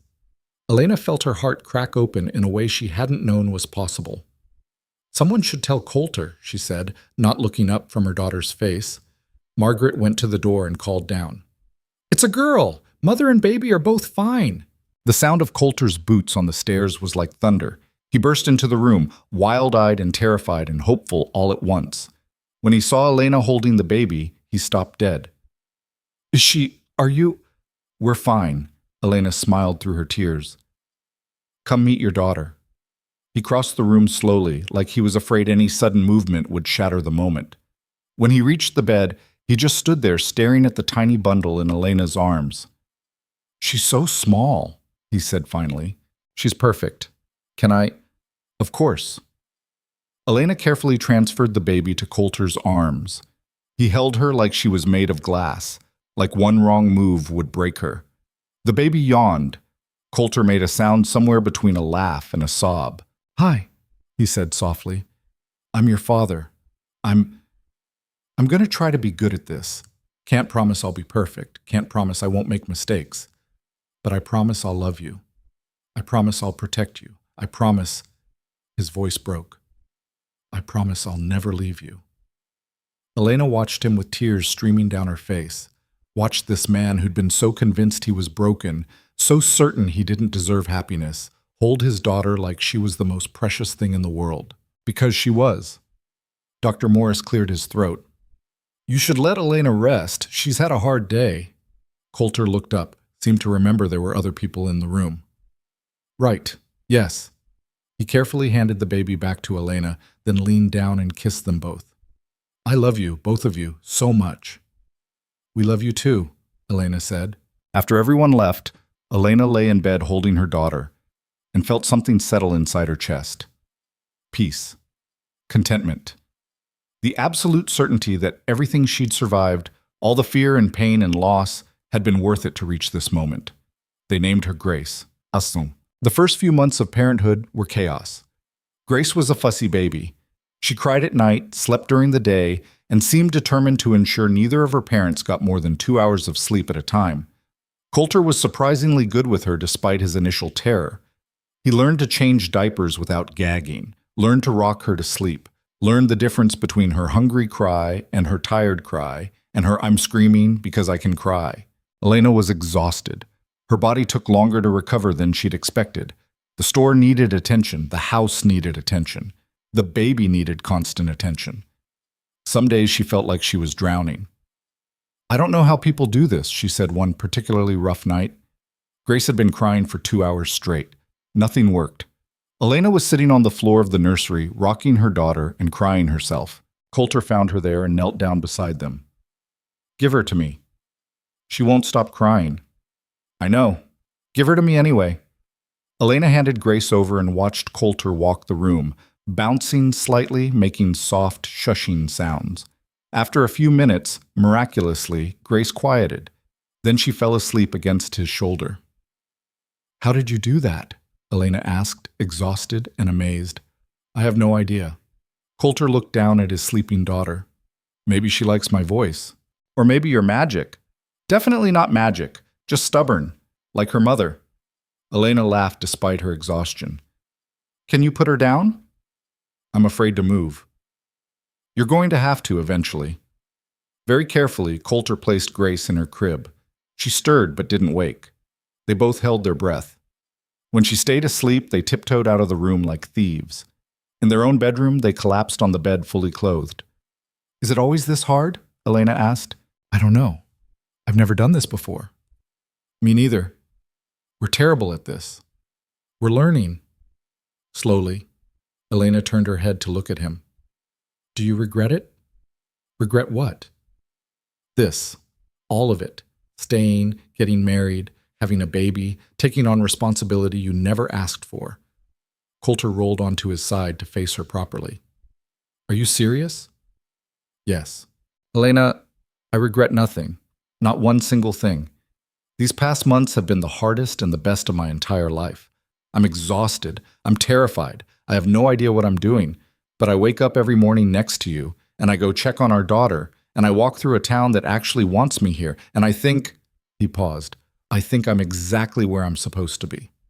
Elena felt tears prick her eyes. Even on the bad days? Especially on the bad days, because I spent years having bad days alone. And this, having someone to share them with, makes all the difference. She reached over and took his hand. I'm glad you stayed. I'm glad you wouldn't let me leave. I'm very stubborn. Yes, you are. It's one of my favorite things about you. They fell asleep like that, holding hands, too tired to even undress properly. Down the hall, Grace slept peacefully, unaware that she was the reason two broken people had finally figured out how to be whole. By the time Grace was 6 months old, Silver Creek had settled into a new normal. The story of the Braddock gang had faded into legend. New families moved in, old families stayed. The town grew slowly, steadily, the way frontier towns did when they decided they were going to survive. Coulter had been sheriff for over a year now. People no longer called him the mysterious gunslinger or the dangerous drifter. They just called him Sheriff Hayes. He'd earned it, earned their trust, earned the right to be part of something bigger than himself. Elena ran the store with Grace strapped to her back in a sling Margaret Chen had made. The baby watched everything with curious eyes, babbling at customers, charming everyone who came through the door.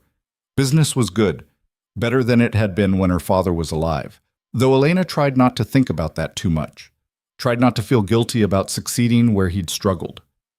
One afternoon in early spring, a stranger rode into town. Coulter was in his office when Deputy Pierce came running. "Sheriff, we've got a problem." Coulter looked up from his paperwork. "What kind of problem?" "There's a man asking questions about you, about the battle, about the Braddock gang." Everything in Coulter went cold. "What kind of man?" "Says he's a bounty hunter. Says there's still a warrant out for you in Kansas. Says he's here to collect." For a moment, Coulter couldn't breathe. The past he'd thought was buried was suddenly right outside his door. "Where is he?" "Saloon." Coulter stood up, checked his gun, and walked out into the street. Pierce followed. So did several other townspeople who'd heard the commotion. The bounty hunter was exactly what Coulter expected, hard-faced, cold-eyed. The kind of man who made a living dragging people back to face justice, whether they deserved it or not. "You Coulter Hayes?" the man asked. "I am. I'm taking you in." "On what charge?" "Armed robbery, Kansas City, 5 years ago. You and the Braddock gang hit a bank. 3 people died." Coulter felt the bottom drop out of his world. "I wasn't part of that robbery. I'd already left the gang." "That's not what the warrant says." "The warrant's wrong." "That's for a judge to decide." The bounty hunter stood up, hand on his gun. "You coming peaceful?" Coulter's mind raced. He could fight, could draw faster than this man could blink, could end this right here. But that would make him exactly what the bounty hunter claimed he was. A killer, an outlaw, everything he'd been trying not to be. "Wait," Deputy Pierce stepped forward. "Sheriff Hayes has been cleared by the U.S. Army. Captain Ellis himself said his record was clean. Army jurisdiction doesn't extend to state crimes." The bounty hunter didn't look away from Coulter. "Last chance. Come peaceful, or I take you by force." The saloon had gone silent. Everyone was watching, waiting to see what Coulter would do. Elena appeared in the doorway of the store, Grace in her arms. She saw the confrontation, and her face went white. Coulter looked at her, at his daughter, at the life he'd built. Then he looked at the bounty hunter and raised his hands. "I'll go peaceful." The protest was immediate. People shouting, Deputy Pierce arguing, someone running to get Dr. Morris like he could help somehow. But Coulter shook his head. "It's all right. I'll go. I'll face the charges. If I'm innocent, the court will prove it. And if they don't?" Elena's voice cut through the noise. Coulter looked at her. Then at least I went down doing the right thing. The bounty hunter cuffed him, started walking him toward his horse. The crowd followed, angry and helpless. Elena handed Grace to Margaret Chen and ran after them. Wait, how long will this take? Depends on the trial, the bounty hunter said without stopping. Where are you taking him? Kansas City. That's 3 weeks' travel. More like 4. Elena felt panic claw up her throat. I'm coming with you. No, you're not, Coulter said firmly. You've got Grace. You've got the store. You can't. I can, and I will. Elena, don't argue with me. She grabbed his arm, cuffed as it was. We've been through worse than this. We'll get through this too. The bounty hunter looked between them, then shrugged. Suit yourself. But you're keeping up or getting left behind. They left that afternoon. Elena arranged for Margaret to watch Grace and run the store. Deputy Pierce promised to hold down the fort. Half the town came out to see them off, which seemed to unsettle the bounty hunter considerably. Your sheriff's popular, he muttered. He's a good man, someone in the crowd said. We'll see about that. The ride to Kansas City was long and miserable. The bounty hunter kept Coulter cuffed the entire time, sleeping or not. Elena rode beside them, silent and furious and terrified. At night, when the bounty hunter was asleep, she'd move closer to Coulter. This is going to be all right, she'd whisper. You don't know that. Yes, I do, because you didn't do what they're accusing you of. The truth will come out. The truth doesn't always matter. It will this time. She reached through the darkness to touch his hand. Have faith. I don't have much of that. Then borrow mine. 3 weeks later, they reached Kansas City. Coulter was thrown in jail to await trial. Elena found a boarding house and waited. The trial was scheduled for 2 weeks out. Elena spent that time gathering evidence, talking to anyone who would listen, writing letters to Captain Ellis and anyone else who might help. She was relentless, driven, refusing to accept that Coulter might be taken from her after everything they'd survived. On the day of the trial, the courtroom was packed. Elena sat in the front row, hands folded, face carefully blank. The prosecutor laid out the case. 3 people dead in a bank robbery. The Braddock gang responsible. Coulter Hayes was a known member. Therefore, he was guilty. The defense attorney, a young man Elena had paid almost everything she had, argued that Coulter had left the gang before the robbery, that he'd been in a different territory entirely when it happened, that there was no evidence placing him at the scene. The prosecutor produced a witness, a man who claimed he'd seen Coulter at the bank that day. Elena's heart sank. Then the defense called their own witness, Captain Warren Ellis, in full uniform, who testified that Coulter Hayes had saved Silver Creek from the remnants of the Braddock gang, that he'd been cleared by the Army, that he was a hero. The prosecutor objected, said it was irrelevant. The judge disagreed. More witnesses came forward.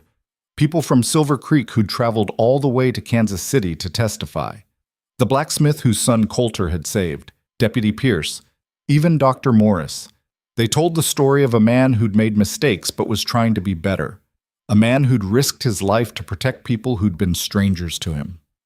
A man who deserved a second chance. The prosecutor's witness crumbled under cross-examination. Admitted he'd been paid by the Braddock gang to place Coulter at the scene. Admitted he'd lied. The trial lasted 3 days. On the 3rd day, the jury deliberated for 2 hours. They came back with a verdict. Not guilty. Elena burst into tears. In the defendant's chair, Coulter just sat there, stunned, like he couldn't believe it was over. The judge dismissed the case. Coulter was a free man. Outside the courthouse, Elena threw her arms around him and held on like she'd never let go. It's over, she said. It's really over. I didn't think... Coulter's voice broke. I didn't think they'd believe me. I told you the truth mattered. You did. He pulled back to look at her. You saved me. Again. We saved each other. Elena touched his face. That's what we do. They rode back to Silver Creek with an escort of townspeople who'd stayed for the trial.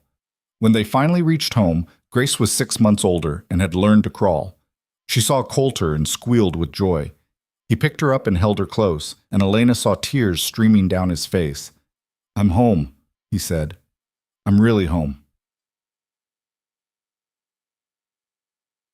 Years passed. Grace grew into a wild, fearless little girl who climbed trees and chased chickens and drove her parents crazy with equal enthusiasm. She was followed 2 years later by a brother they named Frank, after Elena's father. Then another girl, Catherine, 3 years after that. The sheriff's house got crowded fast. So did the store. So did Coulter and Elena's life. But it was a good kind of crowded, the kind that meant noise and chaos and love. Coulter served as sheriff for 15 years before he finally stepped down and let Deputy Pierce take over. He'd earned his retirement, earned the chance to spend his days helping Elena run the store, teaching his children to ride, sitting on the porch in the evenings watching Silver Creek grow. The town grew a lot. New buildings, new families, a school, a proper church, a railroad station, all the markers of civilization creeping westward. But it never forgot where it came from. Never forgot the battle that had defined it. Every year on the anniversary, they held a memorial for the 4 men who'd died defending their home. And every year, someone would ask Coulter to tell the story. He always did. With Elena beside him, filling in the details he forgot, correcting the parts he exaggerated. Their children would listen with wide eyes, even though they'd heard it 100 times.